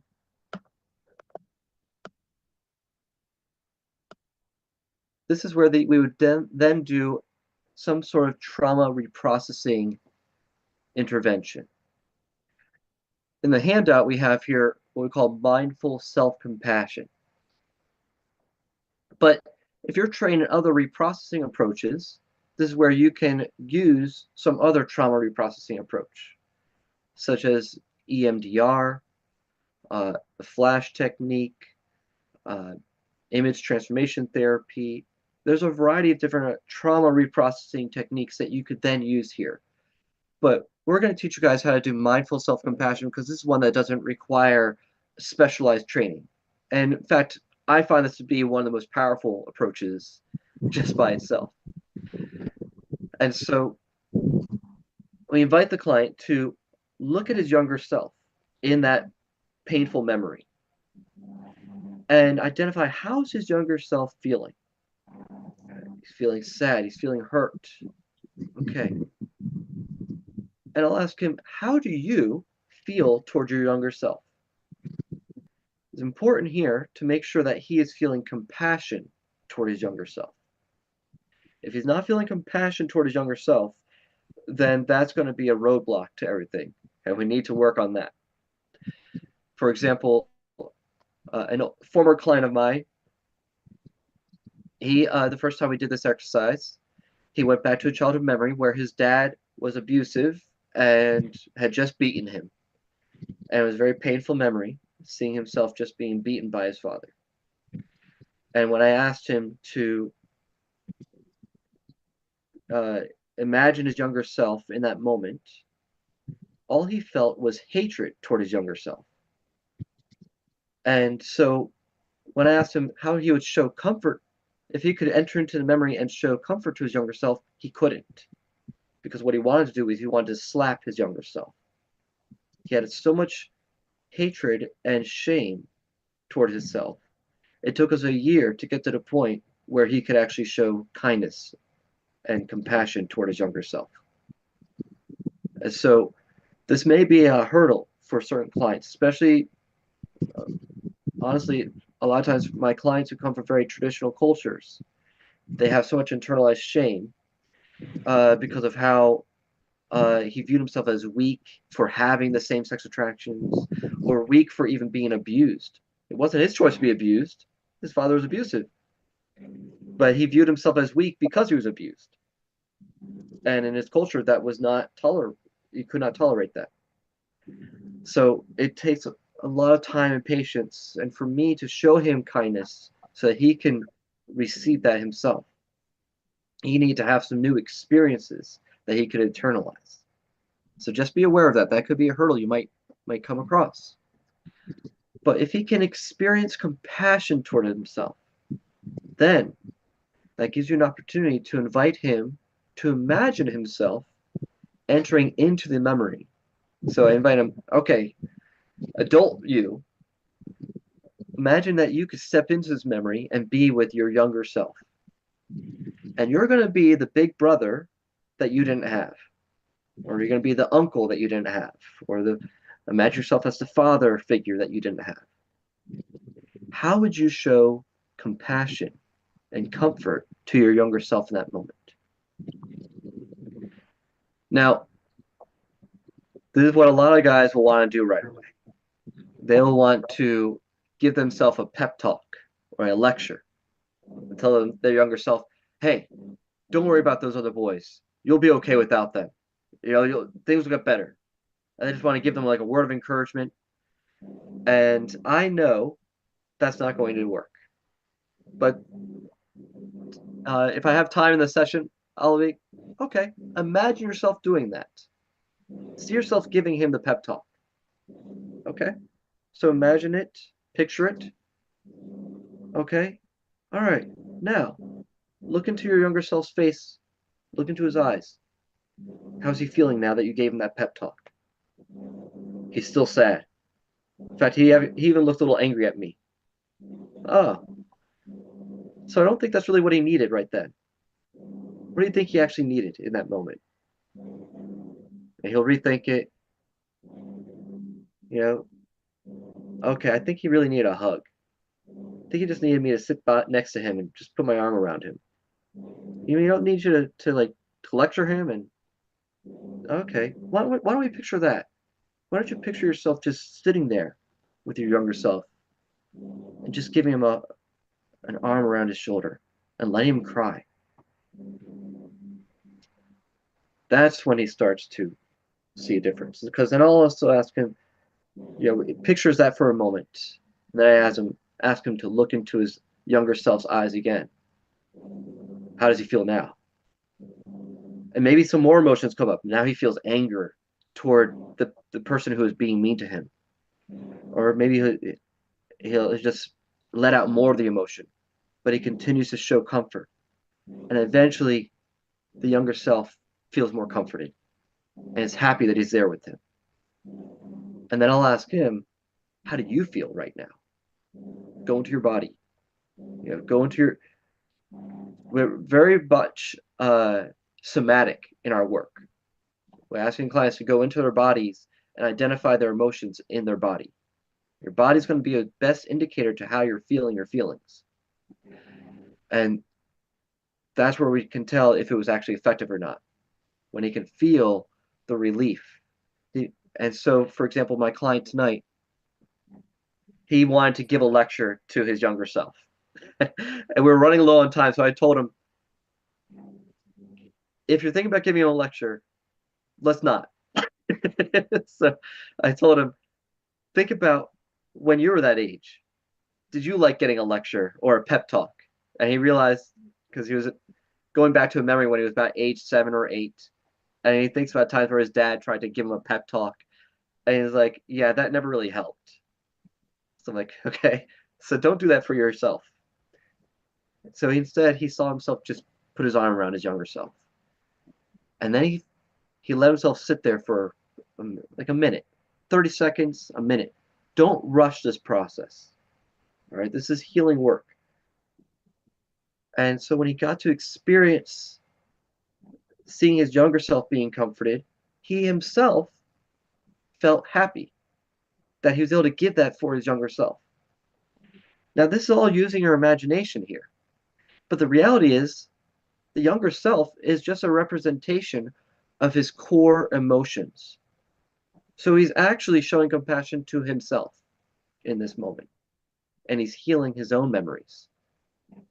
So now there's less distress about a core memory or a representative memory of a time where he wasn't getting the same-sex attachment needs met. And once that's been healed, then I invite them, okay, let's go back to the fantasy. So revisit and reassess the activating event. Okay. He goes back into the fantasy, and I invite him to go back to the peak moment again. We want to see in real time if the intervention we just did has an impact.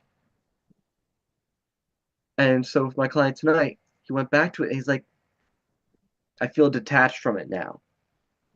It's not very appealing. The desire to eroticize this man is not appealing to me anymore. And before, he felt scared to reach out to friends and try to be vulnerable with other friends. Now he felt more confident, and he has more of an urge, and he felt motivated to initiate contact with other guys. And so he's like, I'm going to follow up with this and reach out to some friends, because he feels so lonely all the time. So that's just a rundown of that reintegrative protocol. I'm going to share another PowerPoint. And let me make sure. I'm not sure if you guys can see this. Do you guys see the PowerPoint? Is that up? Yep. Or is it we still can the see image? It's still number 6. The revisiting and reassessing the activity. Okay. All right. Let me stop sharing then. Yeah, One stop second. sharing and then try to share again. And then I'll reshare. Yeah. Mhm.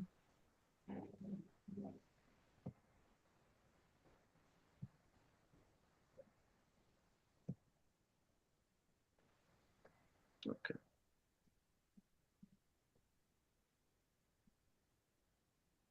Okay. Switch that. There we go. All right. So this was from a training I did at a Christian counseling conference. So I was explaining reintegrative therapy. And so actually, we already went over quite a bit of this stuff. So let me go to the next slide. All right. There we go.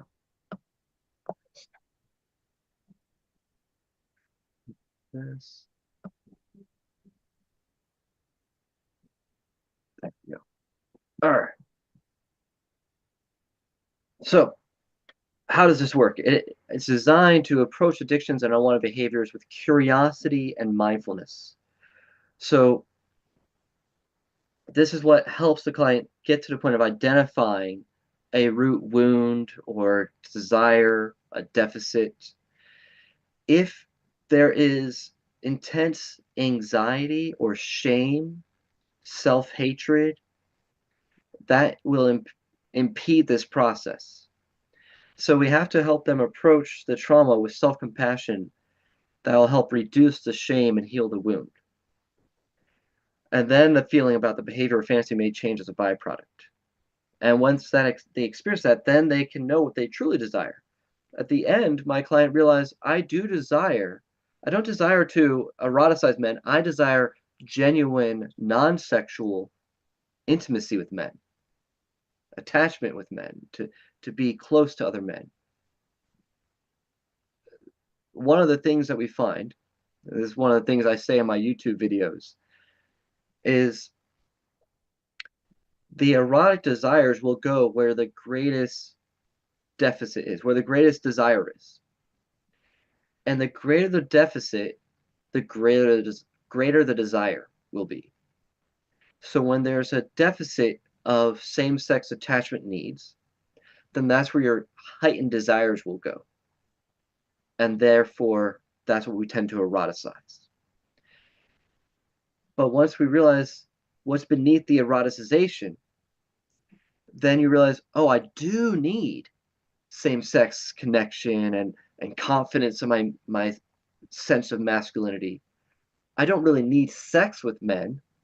I need genuine connection.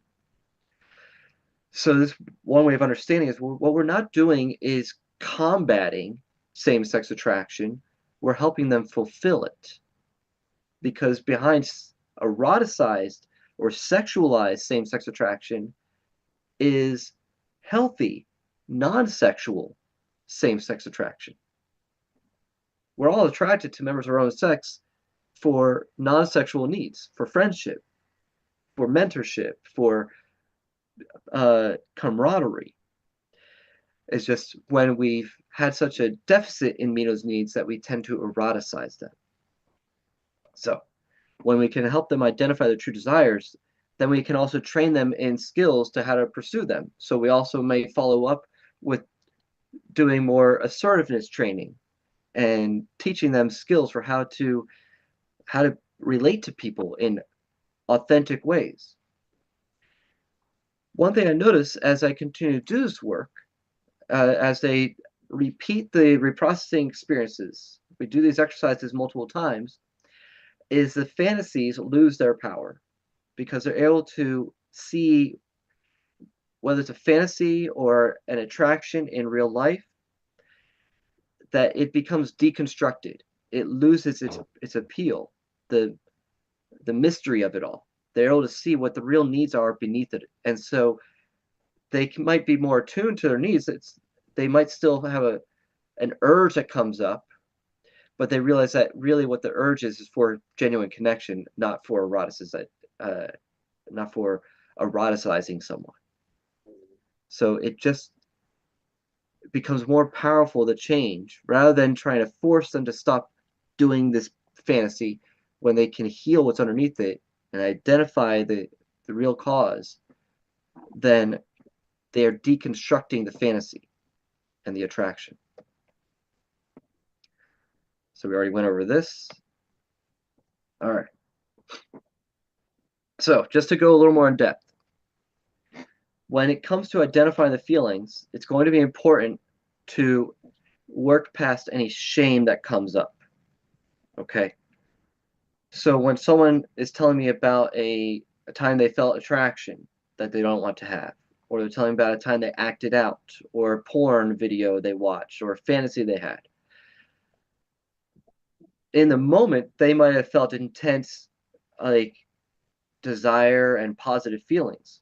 But when they're telling me, or when they're thinking about it after the fact, they might feel more shame about it.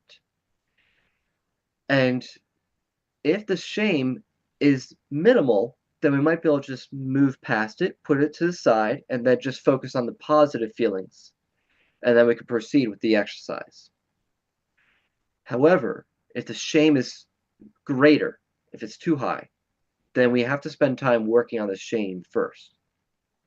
And that's where sometimes we just have to work on reducing the feeling of shame in the body, identifying how it's felt, and relaxing the body. That's where the relationship with the therapist is going to be very important. So I'm going to ask them, how are you feeling right now as you're telling me about this fantasy? Make them aware that they're not just thinking about a fantasy on their own, but they're actually telling me, another man, or just anyone in general. And how is it that you believe I'm viewing you? What is the attitude you believe that I have towards you? And so that might bring up the core beliefs that they have about their shame, about their unacceptability. And then that gives me an opportunity to help them realize that that's not how I feel toward them. So it's important for you as a therapist to have a non-judgmental and a soothing posture. Be very careful with them and calm, and show that you're not bothered at all by their fantasy. I can hear any fantasy and be okay. The important job for a therapist is to be the most comfortable person in the room. I've heard it all. I've heard so many different things. And so I need to be calm, I need to be soothing, comforting, and to not give them any valid reason to think that I'm rejecting them. People will project onto all sorts of things. So I am quite aware of that. But sometimes the shame will be so intense that you really can't proceed with the rest of the protocol. And so sometimes the therapy goal will be just to reduce the shame that they have about their same-sex attraction or about their same-sex behavior. And this might seem like, well, we don't want to encourage them. You're not encouraging it, okay? one thing I think we forgot to mention earlier, this is one of the things we mentioned in all our trainings. But what's unique about our approach is because we're not moralistic, okay? The reintegrative therapy is not imposing any worldview, and it's not imposing even a theory upon clients, okay? So that means that we are neither being pro-gay, so that when people identify some sort of same-sex feeling or fantasy or behavior, we're not saying, that indicates what you are, that you're gay and you should embrace that as your identity and you should live it out in some way. So we're neither taking a pro-gay approach, nor are we taking an anti-gay approach, where when someone tells us they have same-sex attractions, we're telling them, you need to suppress that. How dare you? You need to repent. You're wrong for feeling that feeling, and that you need to just suppress those feelings. Instead, we're training our clients to approach their fantasies and even their behavior with curiosity and mindfulness. So we would call reintegrative therapy a mindful approach. And so that could be a challenge for clients. So sometimes a part of the therapy will be just helping clients get to the point where they can even look into their fantasy with curiosity. So that'll take maybe several sessions or several months. It varies with each person how intense their shame is. And so it may take some time of you just being soothing, and then maybe sometimes what you got to do is just go into the shame itself and go into that experience of shame and trace that back to earlier experiences and do reprocessing work for that. Times where they were shamed, they were punished, they were abused for being different, for having the feelings that they had, for not being like the other boys. So the experiences early in life that taught them that it's terrible that they have these feelings. All right, so I went into this, the protocol.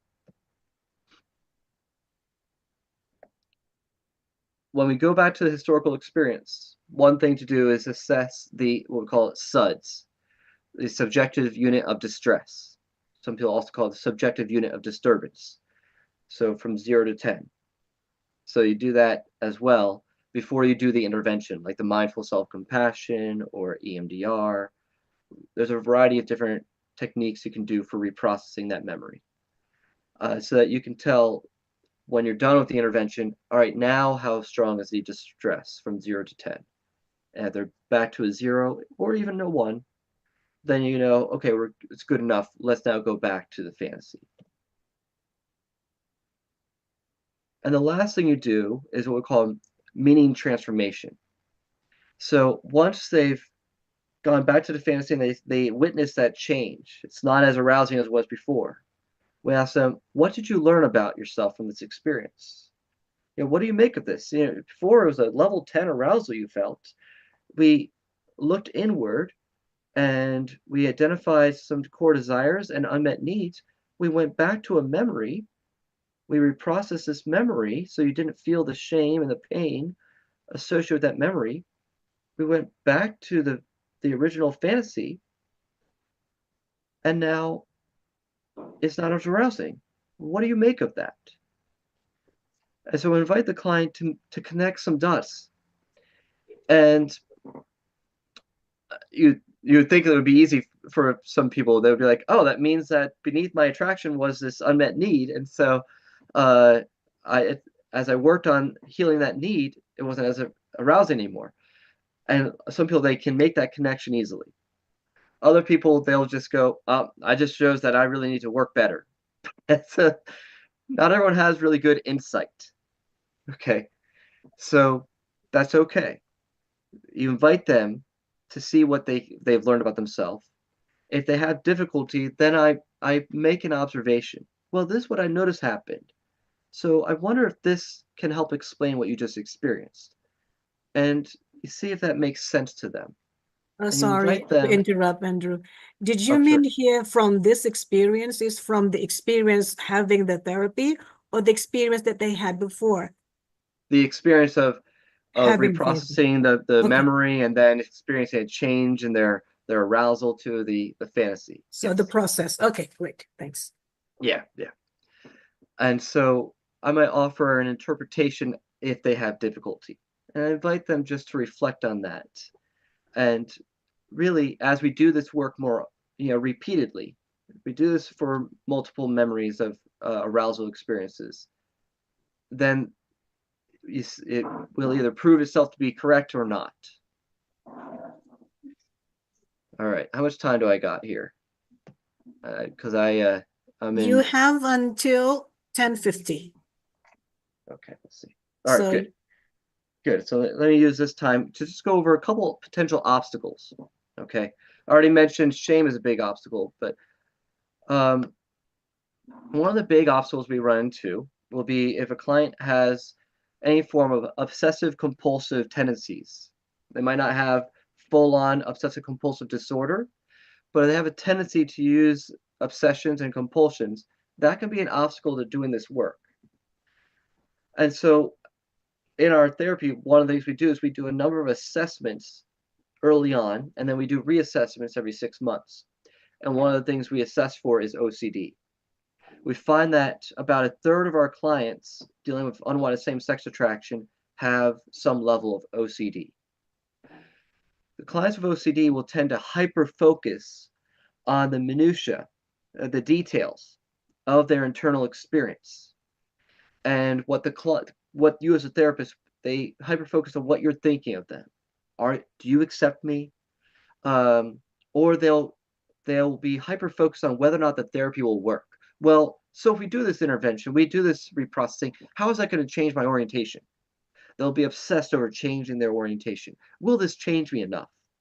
And so they could get so obsessed over the outcome that they end up not doing the work itself. And so it becomes a self-fulfilling prophecy. So if I find I have clients who are dealing with OCD, then we're going to have to focus on training them in more mindful approaches, such as cognitive behavioral therapy with a mindfulness focus, or dialectical behavioral therapy. And we might need to do some of that skill training in mindfulness before we even do the reintegrative protocol. That's going to really hinder their ability to gain the insight and actually feel the feelings. Sometimes what they'll do is they'll go through the protocol, but they're not really feeling the feelings because they're so worried about what would happen if they felt those feelings again.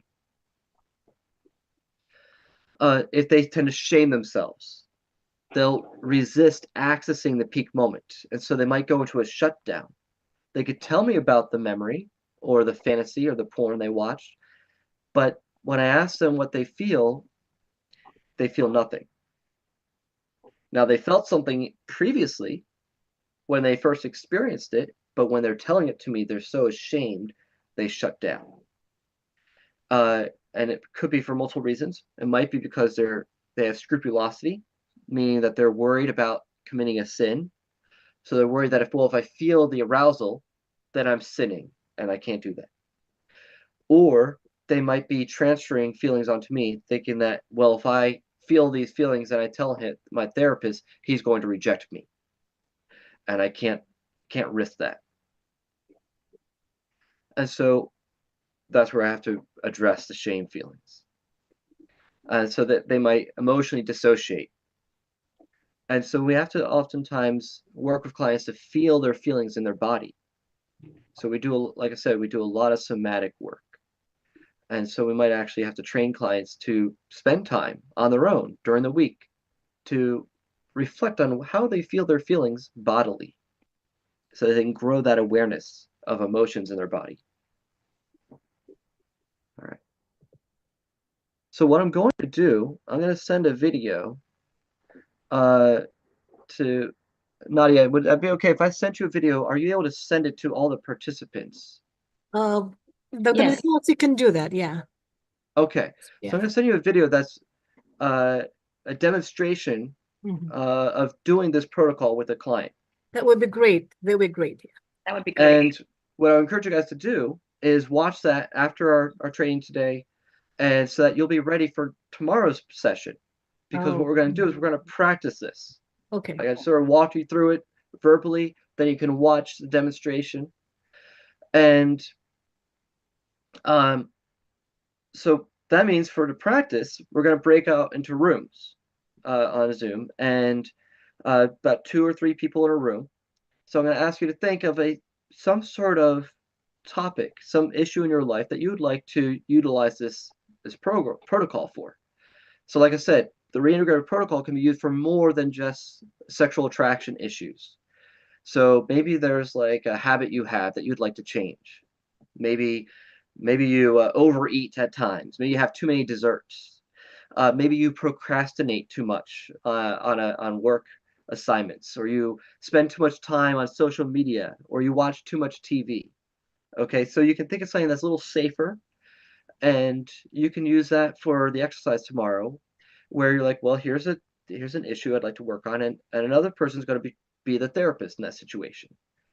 And so we're not going to make up stuff. We're going to use genuine things, but they'll just be low risk areas to work on. And so that way everyone can get some practice in. We'll have an hour for you guys to practice. So, we'll try to split it evenly as possible, hopefully, as we break out into rooms. So I want you to watch the video I'll send out, and then practice that on your own. Okay? Thank you very much. Thank you. So I'm going to actually, before I forget, I'm going to send that to Nadia right away.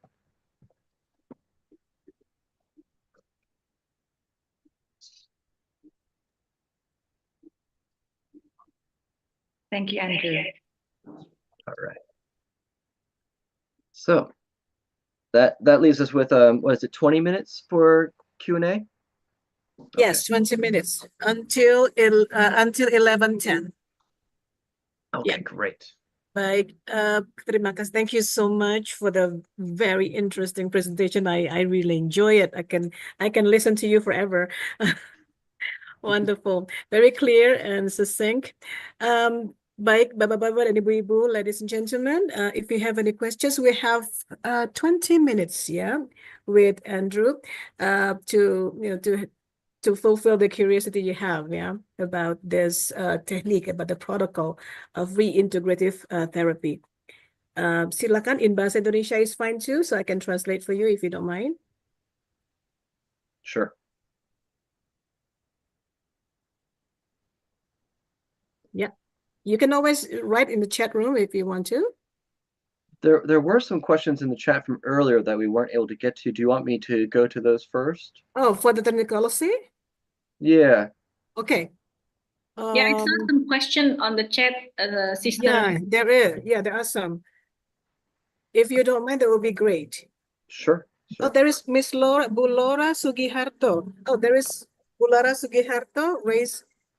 Just raise the hand. Laura, yeah, you can go ahead and ask your question. Silakan, Bu. Okay. Thank you for the presentation. It's very amazing. And I would like to ask you, Mr. Rodriguez, regarding the presentation. How many times we have to do this therapy?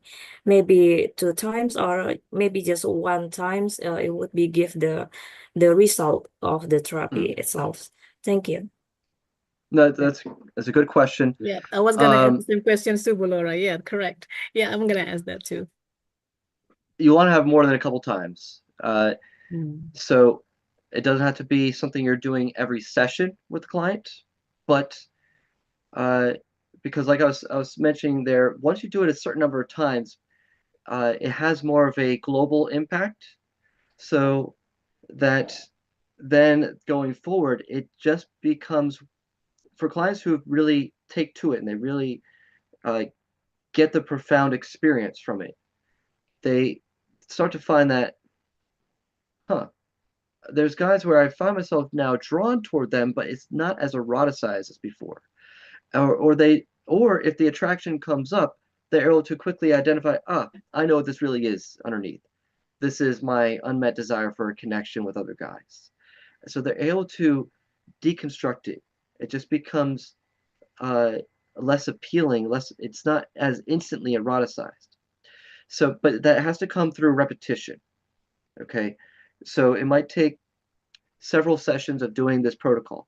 So one thing what we might do is I might send my clients a sheet with a list that they can fill out. Give me your top 10 memories that caused some form of arousal or attraction that you don't want to experience any longer. So they might send me like arousal memories. They could include dreams, like we talked about before. They could include actual experiences they've had. It could be scenes from pornography they've watched that has a strong feeling still associated. It could be past experiences. It could even be trauma memories, times where they were abused, but they have feelings of eroticization associated with it. So I'll send them a list and like send me back the list and tell me from 0 to 10 how strong the arousal is when you think about it right now. And we work through that list.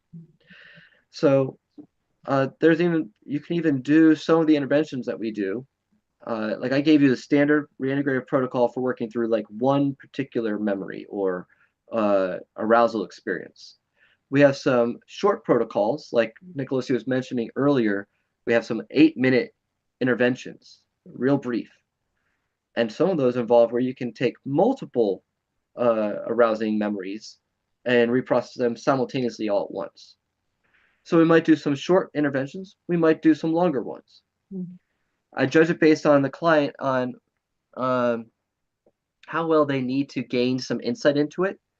So earlier on, I might just stick to the reintegrative protocol that helps clients gain more insights and get more accustomed to the underlying dynamics. And so I might do that for several sessions. And then for other times that just pop up, that just bother them, I'm like, let's try some shorter interventions real quick. Mm-hmm. Okay, so it really depends on, so there is no guarantee that it's going to take only one shot or 2 shots or something.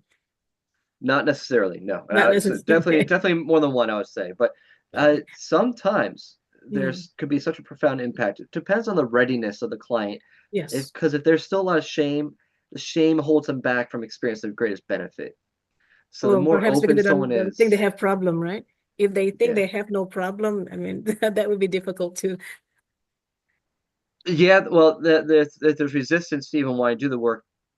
The best approach is really when I get someone who's simply just open to learning. You have to be in a state where you're open to learn again. Mm-hmm. So if you do research on memory reconsolidation, you find that what helps bring about a transformational change is when you can get yourself back to a state where you're emotionally open. And so to get to that state, you need to be relaxed. So if you're resistant to the process, then you're not going to get as much of the benefit from it. Great, thank you very much. I hope it answers your question, Bulora. And then there's another question here. It's regarding about the role of father in homosexuality. What kind of behavior that the mother has? Let's say that the mother is single mom, all right? What kind of behavior that the mother has that contribute to the development of homosexual feeling? So, what we often see, or what our clients report, there's subtypes you could see of experiences of the family growing up. And so you can almost say there's homosexualities. There's varieties of homosexuality. Yeah. So the most common, it's probably about 3/4 of our cases, from what we observe, are what Nicolosi Sr. would call the narcissistic triadic family, where you have a boy, at least among male homosexuality, a boy who with the more sensitive temperament, so he tends to take things very personal, and he's very analytical, he's observing things at a very deep level, and so you got that boy with a more sensitive temperament. Maybe that's biological, You know, so if there's any biological contributor, it might be just simply the boy's temperament. Okay. The father who is uninvolved or emotionally uninvolved, not, maybe even rejecting, not always rejecting. It could just be that he's just passive. He's not engaged, the son. And then the mother who is overly nurturing. And so what we might call the devouring mother. She's engulfing. So what we often see happen if we talk about like attachment styles is that the boy grows up to have a more anxious attachment toward men. He longs for connection with them, but he fears that they will reject him. And then he might have this, in this particular subtype, a more dismissive, avoidant attachment style toward women, where he's not as interested in them because they were so overwhelmingly present in his life. And this could be contributed to by the mother by being particularly coddling and maybe even discouraging toward his masculine development. Maybe he at one point was a little more into rough and tumble play, but mom would be discouraging of it and say, no, no, no, don't make a mess in my house. And maybe he was rambunctious, maybe he had attention deficit disorder, and maybe he was very hyper, but no, don't do that. And so he had to learn to be real controlled. And so the association he has with femininity is she's controlling.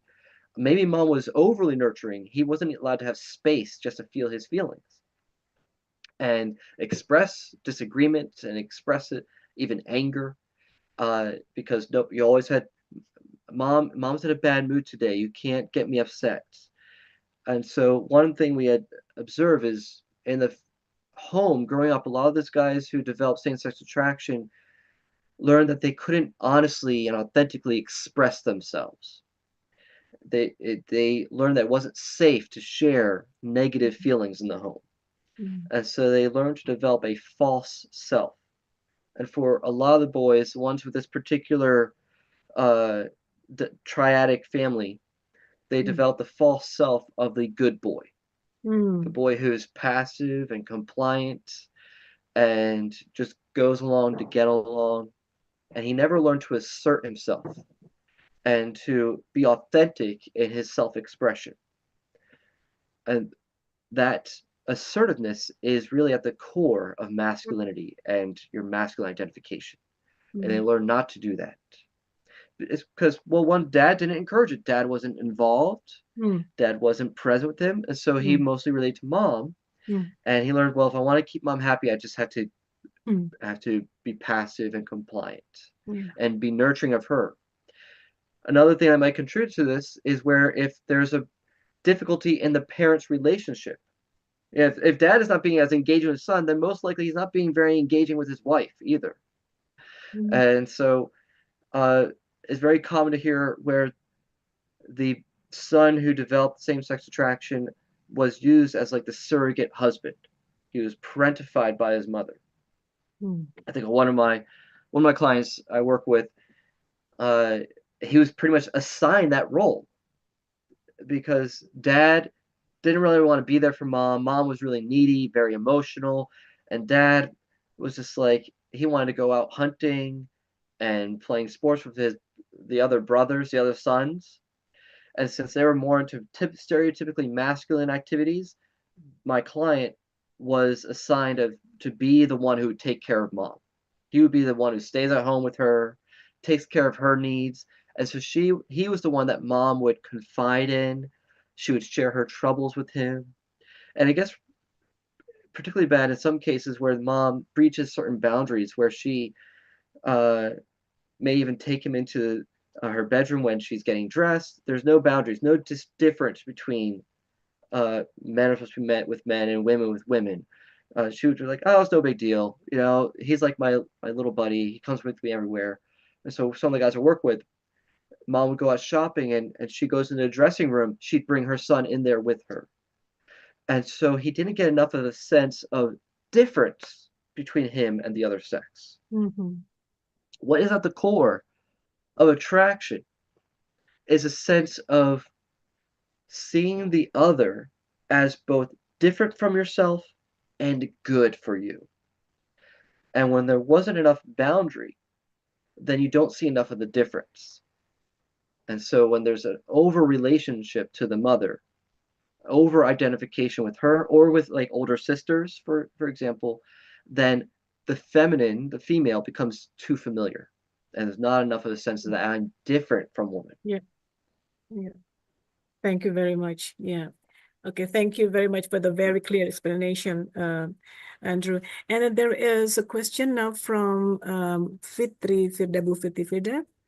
Mr. Rodriguez, how is it possible to do this therapy online? Is it effective? Have you ever tried this? Yeah. Yeah, majority of my clients are online. Oh. So yeah.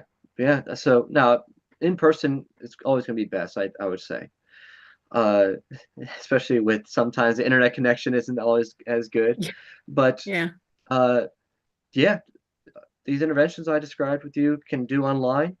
You can practice with the client doing self-compassion online. You can even do EMDR online. Right. So I might even do the eye movements. I'll just get my head out of the way and I do the eye movements.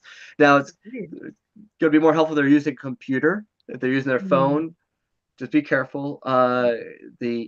Sometimes video on the phone can overheat. So there's some obstacles, there's some difficulties. Yeah. Sometimes I work with clients and they're talking to me while they're on their phone in their car, and it's the sun is on the windshield, the phone will overheat, and then our call drops. Oh no. So there's some things that can get in the way of doing it online. But no, it's very possible to do this work. Definitely. Okay. Majority of our clients are online. Thank you. I hope that answers your question, Bu Fitri. And then another one is about, I would like to know if integrative therapy is solely for addressing past traumas, or can it be useful also to deal with recent trauma or something? Yeah, let me just reply to this question real quick. The trauma that they just have had. Yes. Yeah. Yes. So this could be used for recent traumas. It probably won't have as much an effect. Usually, the earlier the better. Earlier or worse. So if it's a really powerful recent trauma, then that could be significant enough. That we just want to usually be thorough. So if we do like the float back part of the protocol and ask them to think of a time where they felt that painful feeling, they might think of something more recent. And if that's the only thing they come up with, then fine, we'll work on that. But usually I'll take my time and I'll ask them, okay, let's just really get into the feelings with this recent trauma and see if there's an earlier time that floats up where you felt the same way. Sometimes it takes clients a little bit of time and they start sort of chaining different memories together. Like, yeah, actually this reminds me of an earlier time. And then so it takes them a bit of time for them to start making some connections. People who've been through a lot of difficulty and they were never allowed to just share what they felt when they experienced it, they learn to suppress their feelings. And so they have a lot of difficulty with remembering the experiences that formed the way they feel now. So it may take them a while to get to the root memories. Great. Thank you very much. I hope that's very clear explanation as well. And there is another question from Ibu Jane Marie. I understand that this therapy is compatible with the Christian faith. Were there ever instances when Christian teachings were successfully integrated into the process or of the sessions? Oh yeah, or definitely. Is it part of it?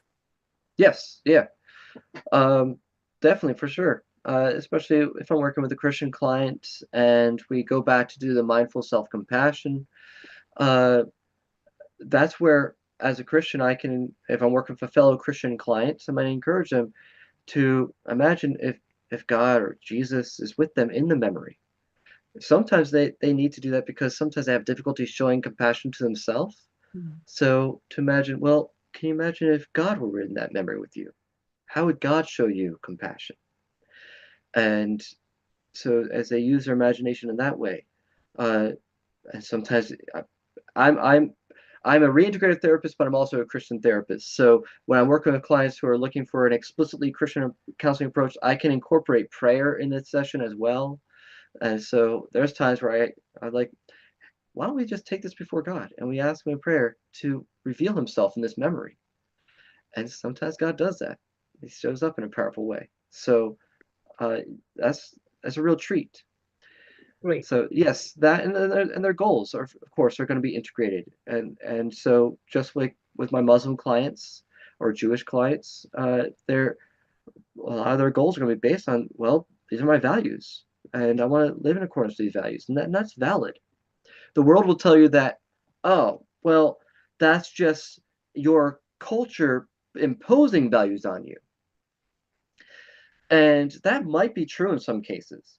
So maybe someone's at the point where they haven't really owned their faith for themselves. And so it is more external pressure from their family, their community. And so I have, of course, seen that. But if they're at the point where they genuinely, you know what, this is what's right for me. This really is what I believe. Because the main point is to get to people to a point where they have options, where they have freedom. So we're not imposing values. I don't use a moralistic approach, but rather they can just be curious enough so that they can make a decision for themselves. So once there's a reduction in shame, then you find that they're now free to live according to the values or not live according to the values that they've had before. They're free to do either one. So Right. So it depends on the client's comfort in religion, I think, yeah. For example, if they keep on talking about, I'm afraid of God will be angry at me and stuff like that, perhaps you can get into it. Thank you. There is a question. We have 3 minutes still. 2 now. Okay. There is a question from the audience for Dr. Nicolosi. Would you be mind answering this for us? Oh, yeah, no problem. Yeah. I ever got a client who indicates have homosexuality to men and haven't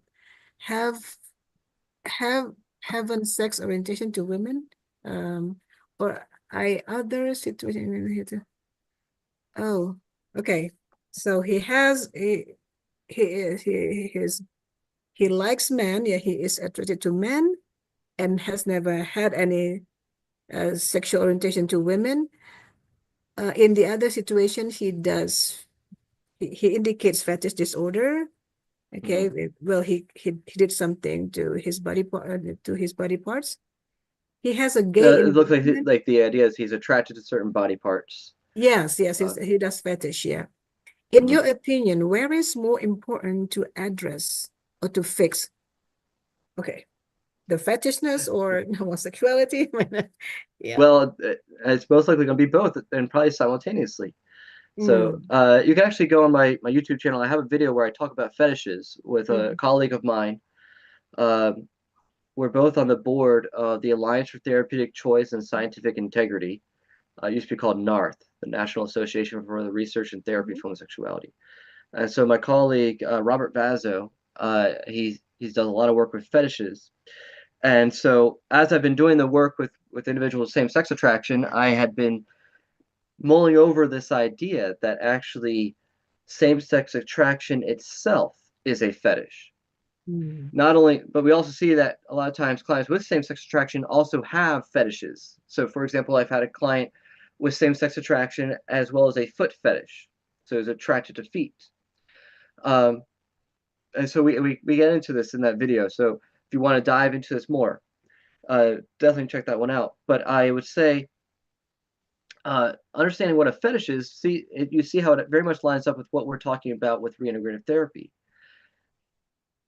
At the core of a fetish is you're taking something that has feelings associated with it of shame and fear, and then you're eroticizing it in order to neutralize those feelings of shame and fear, and then make the object of the fetish more pleasurable for you. And that's exactly what we discover when we're doing reintegrative therapy. Yeah. Because what we said earlier, I'm attracted to men I'm afraid of. I'm attracted to men that intimidate me. And so to reduce my sense of inferiority with these men, I eroticize an attraction with them, an interaction with them. I eroticize my view of them.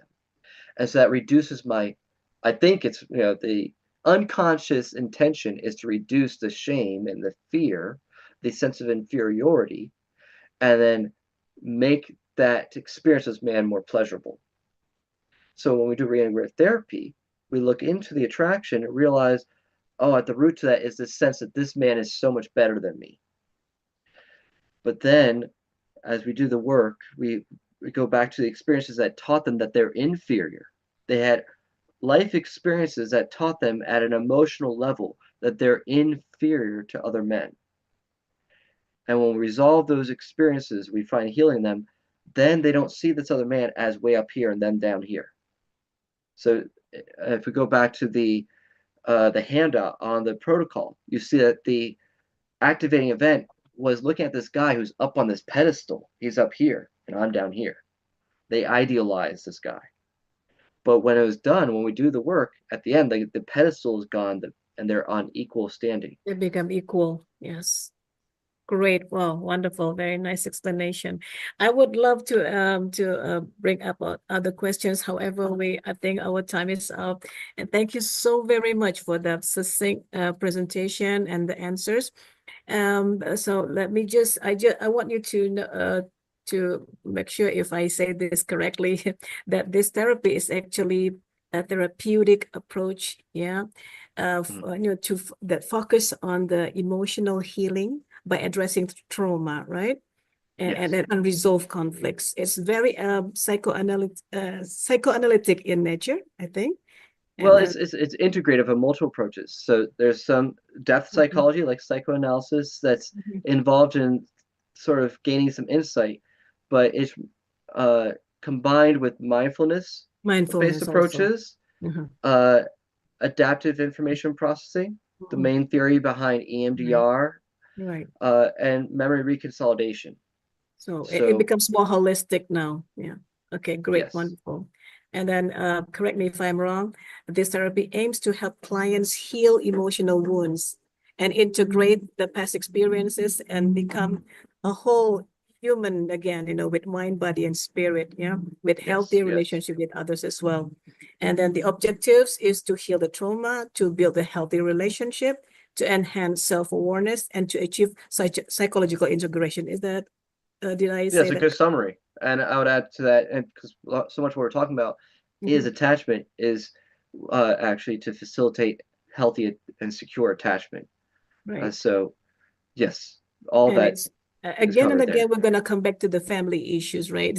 No, the Of course. family, how the dynamic in family relationship.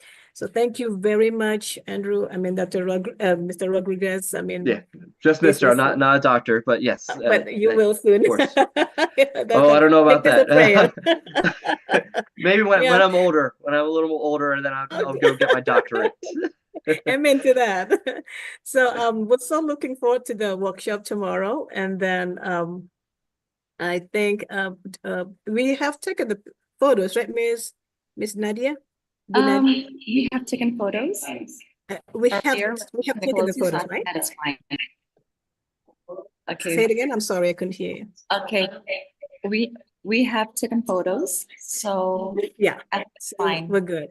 Okay, thank you very much. Again, you. ladies and gentlemen, please give our greatest appreciation to the great presentation from Dr. Nicolosi and Mr. Andrew Rodriguez. I'm sorry, I'm still learning. Good. Such a wonderful event, and I think it's time for us to let Andrew to get some sleep, nice warm water. Okay, and then see you again, hopefully in person someday. Oh, if we would like to have the training for trainer online with you, for example, how are we going to go about that? Well, I am in the midst of figuring out when I'll schedule the next training. I just did a basic training this summer, so I'm gonna be doing an advanced training soon. Okay. But then I'll plan another basic training, so probably sometime this spring or summer, to pay attention to the Reintegrative Therapy Association's website, reintegrativetherapy.com. Great. Or if people who are interested in more training in this, Yes. they can sign up for the newsletter, and you can also submit your information to be informed when we have our next trainings. And so Great. now it's going to be limited in space, so it usually is going to be first come, first serve when we do the Okay. trainings. Okay. All right, so we better watch you. We better watch all the Yes, time. yes. Thank you very much. And again, have a good sleep and have a good rest and see you again tomorrow, perhaps. Yep. Thank you, Thank you very Andrew. much. Yeah, Looking forward Thank to you it. very much. Take Have a care. good sleep. Bye. All right, ladies and gentlemen, I think it's time for us to have the third speaker. Yeah. Let me write down. Ibu Raden Ajeng, Prima, Walani, M.Kes, CME. Okay, can I say in bahasa Indonesia now? Okay. Ibu Prima, graduated from... There is audience from outside Indonesia. Oh, okay, great, wonderful. All right. Mr. Jane, for So example, from the Philippines. Yeah, sure. Bu R.A. Prima Walani graduated from UGM or Faculty of Psychology, Gajah Mada University in 1993 and earned her master's degree in Maternal and Child Health Faculty of Medicine at Gajah Mada University also in 2002. And currently she is the head of the Regional Technical Unit for Women and Children, or we call that UPTD in Sleman, Regency. She pioneered and initiated the presence of psychological services in community health center, or we call that Puskesmas, yeah, from Sleman to Indonesia. And she is inspired by the realization that many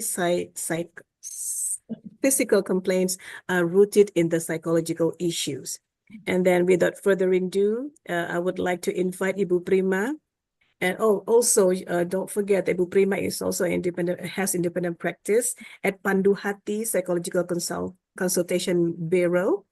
And she is a certified meta coach or CME. And she emphasizes psychology based on coaching skills to maximize clients' potential in a way that is relevant to Indonesian people's value system. Ibu Prima, the time and floor is yours. Thank you. Thank you. Assalamualaikum warahmatullahi wabarakatuh. Waalaikumsalam warahmatullahi. Thank you to Center for the Study of Islamic Psychology for giving me this opportunity to share what I have been doing with Government of Sleman District of Yogyakarta on women empowerment and child protection.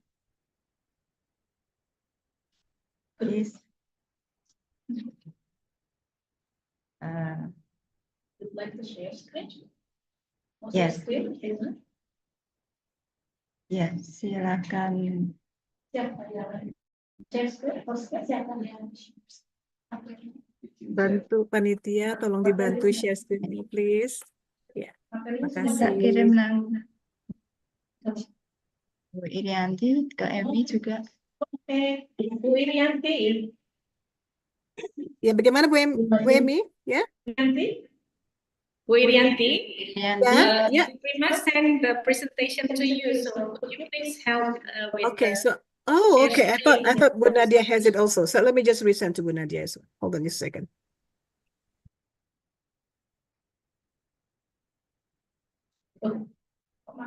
bilang Bu Irianti. Kirim Bang Emi juga. Oh,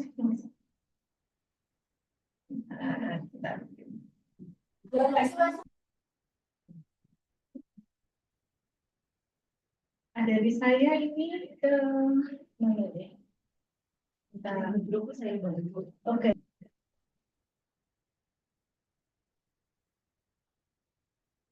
Ya. Ke Libi ya? Group ya? Yeah, I just sent the PPT to Wanadya, please.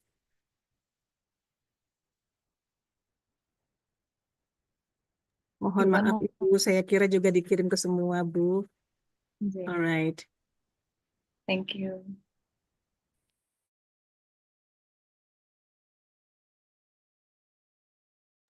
Wanadya, did you receive it? I just sent it to you. Yes, I have received it. One Okay, moment, please. Thank you Dr. very Irianti. much. Thank you. Thank you.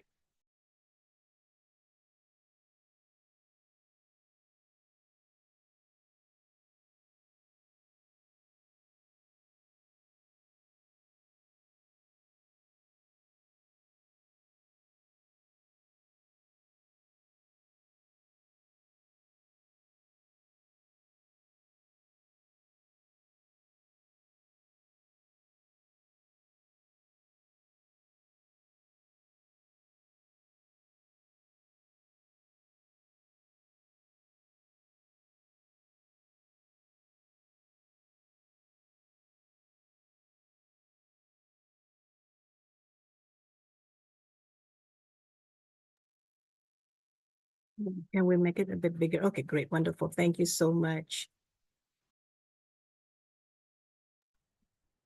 Mandatory counseling for victims, parents, and perpetrators. Legal basis and tasks. According to Sleman Regency Regulation number 16 of 2024 regarding the Regional Technical Implementation Unit UPTD at the Office of Women's Empowerment and Child Protection, Population Control and Family Planning, is it stated that the UPTD for Women's and Children's Protections is tasked with carrying out of the technical activities of the office in the field of services for women and children experiencing issues such as violence, discrimination, special protection, and other problems. Function of the Women's and Children's Protection UPTD, preparing works plan for the Women's and Children's Protection UPTD, formulating technical policies for the protection of women and children who experience violence, discrimination, special protection needs, or other issues. Managing and coordinating public complaint services, providing and coordinating victim outreach services, coordinating case management service, facilitating temporary shelter services, mediating services, assisting victims, handling administrative tasks, evaluating and reporting work performance, and carrying out other duties assigned by the head of the office in accordance with their roles and responsibilities. Next. Daily operations. The Women's and Children's Protection UPTD in Sleman provides daily services to victims of various types of violence, including psychological violence, physical violence, neglect, exploitation, sexual violence, human trafficking, and others. Next. Trends in sexual violence cases. Over the past 3 years, cases of sexual violence have shown an increased trend as illustrated in the following. Next. Government response. In response to this phenomenon, the government enacted law number 12 of 2022 on crime of sexual violence. The law guarantees rights for victims, their families, and witnesses, including the right to treatment, the right to protection, and the right to recovery. Next. Recovery rights. The recovery rights consist of medical rehabilitation, mental and social rehabilitation, social empowerment, restitution and or compensation, and social reintegration. Under various laws, such as the Child Protection Act, the Domestic Violence Elimination Act, and the Sexual Violence Crime Act, the government is obligated to provide services to victims. However, in the case of the Sexual Violence Crime Act, (TPKS), is it unclear which institution or agency is responsible for providing mental rehabilitation services, nor does it specify the services standard or termination indicators. Ideally, these details should be outlined in a government regulation atau PP, peraturan pemerintah, which has yet to be issued. Victim categories. The breakdown of sexual violence victim by its categories is as follows.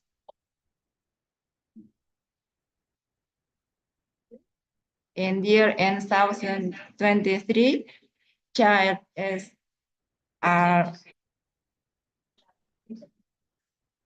59, women 25. In year 2024, child 34, women 27.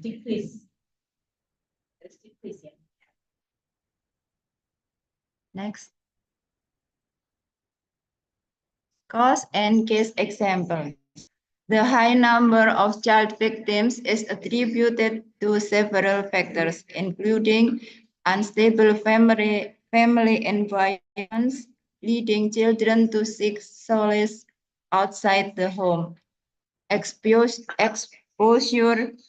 to explicit sexual media, prior victimization by sexual violence, and poverty. Next.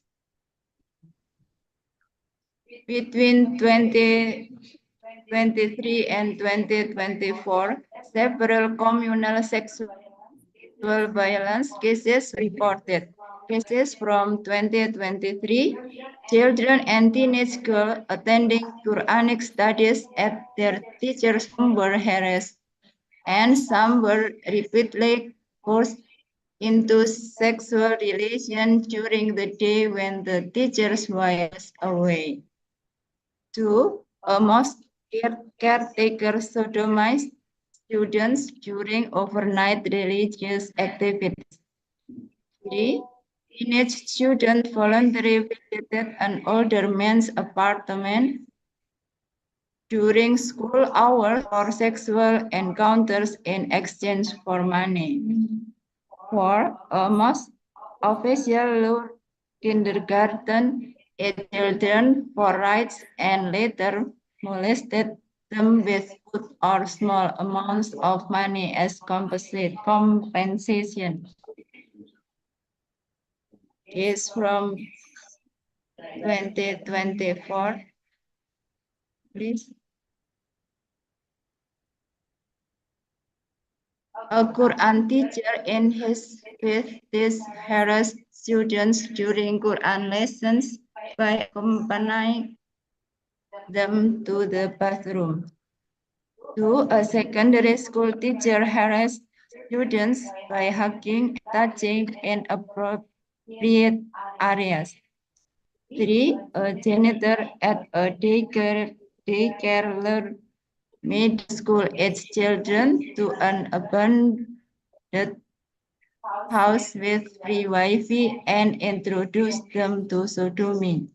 The perpetrator admitted to having victimized 22 children and revealed that he was also a victim of sexual violence in the past.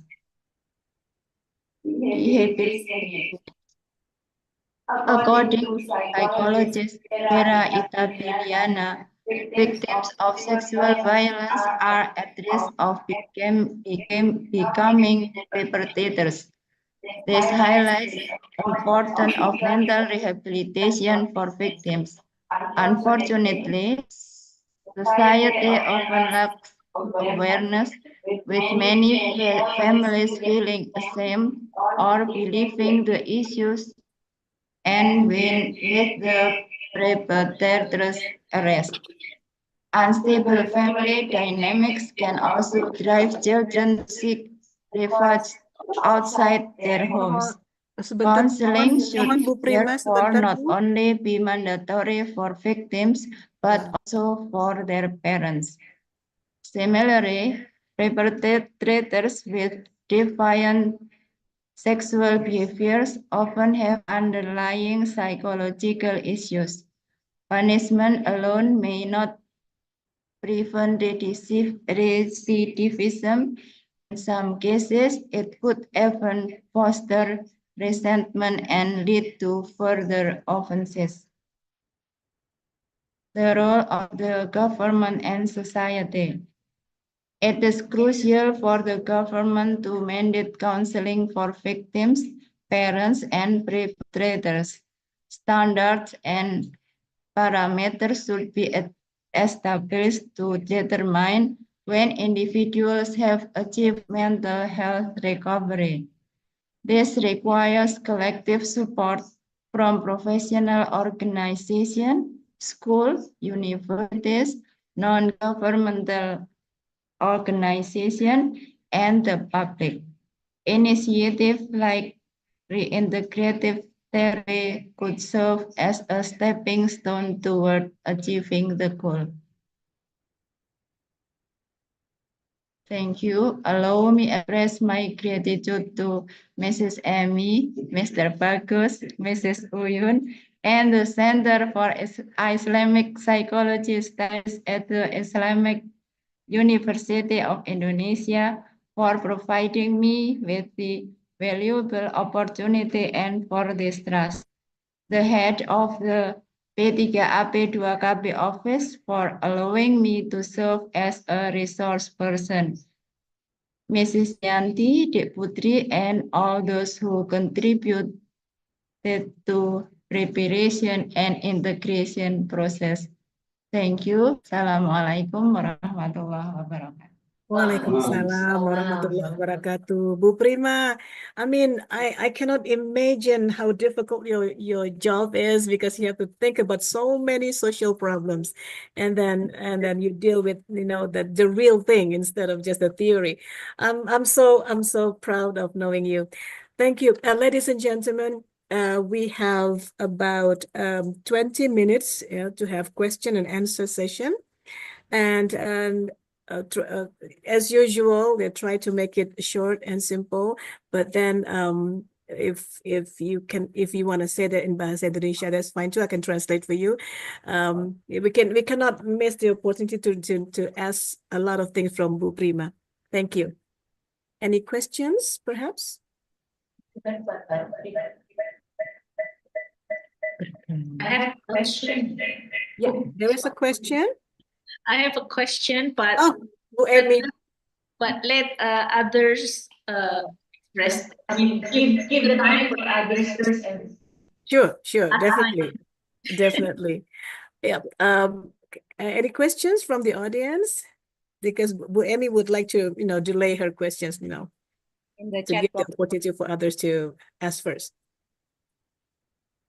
Yes. There is a question. Oh, there is. Okay, let's see the messages. Okay, there is a question from Ibu Jane Marie. And thank you so much for sharing this very timely information. Terima kasih. Child victims. Mengenai child victims, are there available disaggregated data according to the sex? Apakah ada data tentang jenis kelaminnya yang seks, yang child victim ini, Bu? Just wondering if there is separate documentation and for male child victims. Bisa dapat informasi mengenai jenis kelamin dari anak-anak yang mengalami masalah ini. Kemudian, has an Islamic approach been integrated in the counseling and other support programs for perpetrators, victims and families? Apakah ada penggunaan dari pendekatan Islami yang digunakan dalam konseling ini untuk menghandle permasalahan dari yang melakukan kejahatannya, untuk korbannya dan untuk keluarga dari korban. Begitu, Bu? Terima kasih untuk pertanyaan yang pertama.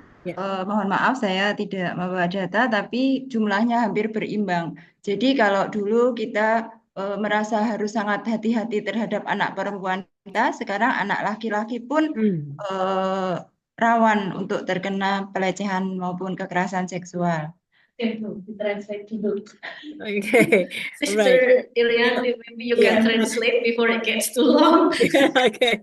Unfortunately, we have no data about the specific male and female number of the victims, but they can say that based on what they practice in the field, that it's quite balanced. There's no guarantee that it's safer to have boys instead of girls nowadays in this era. So there is no data. That's number one. Untuk yang nomor dua,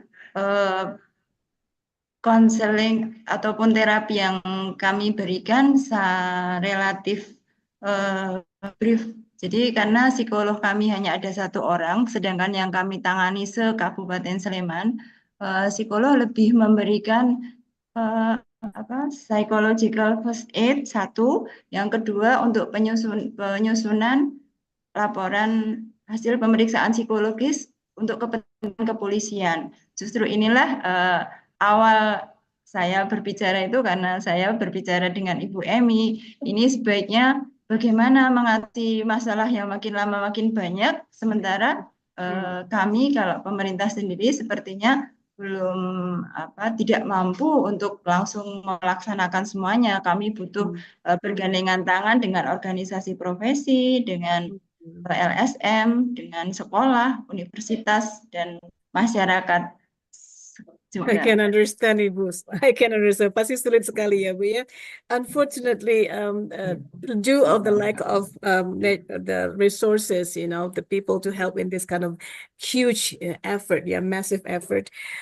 So they just do the general psychological first aid, and then they do need some help, from intradisciplinary help from other people to go about and carry on with this very huge and heavy load that they have right now. So just more general, instead of having specifically, integrating Islamic psychology, but right now, Bu Prima is already asking UII to help with this problem, and then hopefully UII can come up with a great solution as always. Yeah, thank you, Bu Prima. Any other questions? Bu Emi, it seems like, okay. Okay, great. Wonderful. You're welcome, Ibu Jenny. You're welcome. You're very welcome. I think while waiting for the others to formulate the questions, Bu Emi, do you mind, starting with your question? Yes. The question is, as it's a government unit that Ibu Prima is now working in, and she already said in her presentation that it can't work alone. It needs the support from the community, from professional association, from the universities and all. I need to know the kind of collaboration that the deans, the unit that you're working in has developed so far, with other institutions outside government. Mm-hmm. So maybe this will need to be known by the larger communities, so that they can take part in trying to make the condition of the society. Very true. I mean, it's sad to know that it happens in a place where it's supposed to be sacred, like masjid. the perpetrators are the ones that community trust, as the children will be safe with them, but until now they are the perpetrators. Yeah, and at schools also. It's very sad. Teachers, done by teachers. University like UII, in Universitas Islam Indonesia is like called for feel so much responsible for that. We need to help with this. And I'm wondering the kind of collaboration that have been developed so far by the unit that Ibu Prima is in. I mean, she's been very successful in developing community health centers that serve psychological service, open psychological service, not only in Yogyakarta, but also all over Indonesia. Prima is a role model for that. Sure. And, we want to see her work once more in in this area. Get enough support, from all of us. And we can all support, for that kind of ideas. Thank you, Ibu Prima. Thank you, Ibu Rianti. Very much. Thank you so much, Bu Emmy. So, jadi kita bisa bantu apa, Bu? What kind of help we can offer?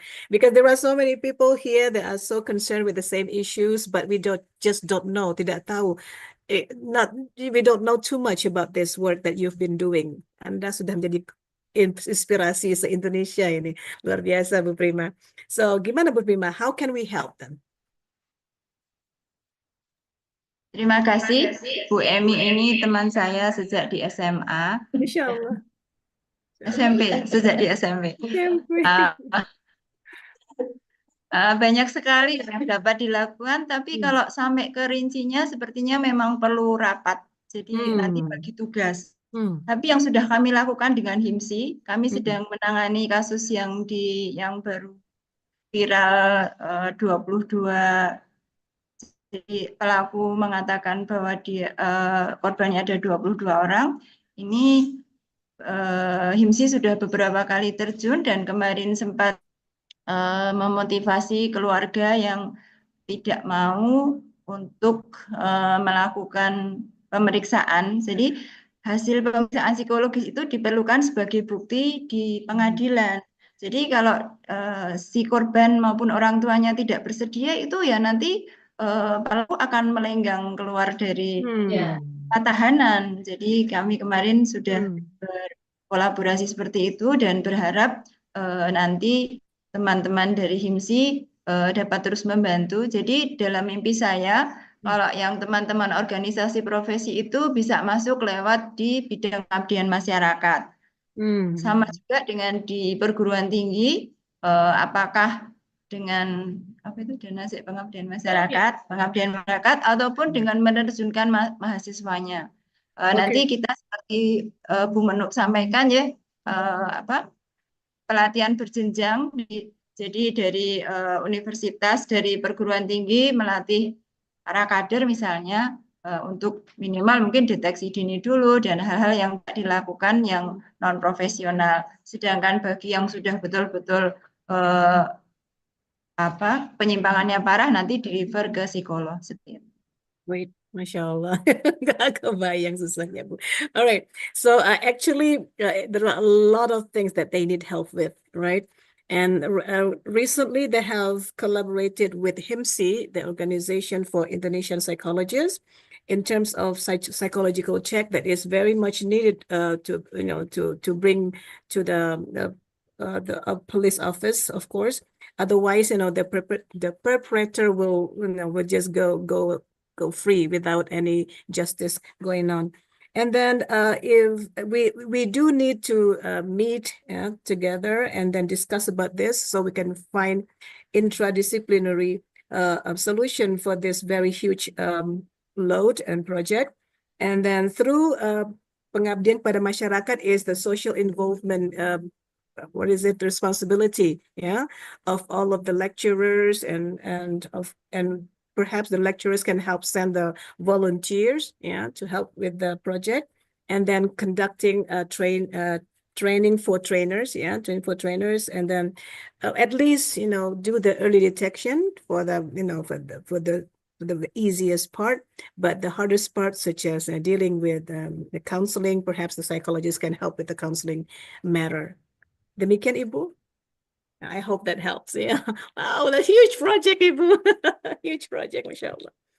I think yeah, I think our time is up. Yes, until 11:40. Actually, we'll exceed until 7 minutes. But Ibu, we have a lot of things to discuss with you. Thank you so much for your great presentation, Ibu Prima. I'm proud to have you here, and hopefully this can inspire us to do bigger things in the future together for this country. I believe that our presentation session has been upped, and then the committee members mentioned to me that we're gonna have another photo session with Ibu Prima. And of course, that give me your best smile, you know, the best smile. And then if you're concerned about the problems in this country, forget it for a while. Just give me the best smile first. And then hopefully we can meet again, inshallah. Yeah. Perhaps Bu Nadia can take the lead, please. Okay. With the Thank you so photo thing. much, Yeah. Dr. Irianti, for you leading the session of You're our welcome, dear. distinguished speakers today. What a wonderful session and seminar we had today. We have received enlightened knowledge, and we hope that the knowledge is beneficial for all of us. Thank you, Dr. Irianti, for being our moderator today. Thank you so much. My pleasure. Ladies and gentlemen, now we have finally reached the end of this event. On behalf of the Center of the Study of Islamic Psychology, CSIS, the Department of Psychology, Universitas Islam Indonesia, Dr. Quratul Uyun as the Dean, Mr. Sony Andrianto, PhD, as the Head of the Department of Psychology, Dr. Emi Zulaifa as the Head of CSIS, and myself, on behalf of the committee, we would like to express our heartfelt gratitude for your invaluable contribution as speakers and moderator in the seminar. Your expertise and insights truly enrich the experience of all participants. We would like to thank all of the speakers, that is Dr. Joseph Nicolosi Jr., Mr. Andrew Rodriguez, S.Psi, Mrs. Prima Walani, our moderator, Dr. Irianti Usman, our distinguished guests, Dr. Ahmad Hussein Lubis from the International Institute of Islamic Thought Indonesia, Dr. Agus Abdul Rahman as the head of the Association of Islamic Psychology Indonesia, Dr. Bagus Riono as the head of the International Association of Islamic Psychologists. And thank you to all participants for your active participation and eagerness in contributing in this reintegrative therapy seminar. We would like to extend our heartfelt gratitude to each member of our committee. We have Mr. Widi, Ms. Libi, Mr. Surya, Mr. Rahmat, Ms. Lisa, and Ms. Ria for your incredible effort and dedication in organizing the seminar. The success of this event would not have been possible without your commitment, teamwork, and attention to details. And for our workshop participants, we would like for you to participate in the workshop, and we will share the video from Mr. Andrew Rodriguez as soon as possible. At the same time, on behalf of the committee, I would like to sincerely apologize for any inconvenience or shortcomings during the seminar. And this event is graciously hosted by the Department of Psychology, Universitas Islam Indonesia. This event is sponsored by the International Institute of Islamic Thought and supported by the Association of Islamic Psychology and the International Association of Islamic Psychologists. And we hope to see you in further events. Once again, thank you everybody. Wassalamualaikum warahmatullahi wabarakatuh. May peace and blessings of Allah be upon us all. Have a nice day. Goodbye. Bye. Thank you, Bu. Thank you so much, Bu. Very nice. Excellent, excellent. Thank you. Thank you, Bu. Terima kasih, Bu Irianti. Sami-sami, Aku sami-sami, Bu. boleh lihat Pak Dudung muncul loh tadi. Selalu menemani. Salam buat Pak Dudung. Siap, siap. Pak, salam dari Bu Emi. Kita jadi foto-foto ini. Oke. Iya. Terima kasih, Bu Irianti. Sama-sama, sama-sama. See you tomorrow. Yeah, see you tomorrow, inshallah. See you tomorrow. Inshallah. Yeah. Alhamdulillah. Rabbil alamin. Angger wis hari pertama melaku sesuk kalau indundung. Masih hari pertama gitu kan.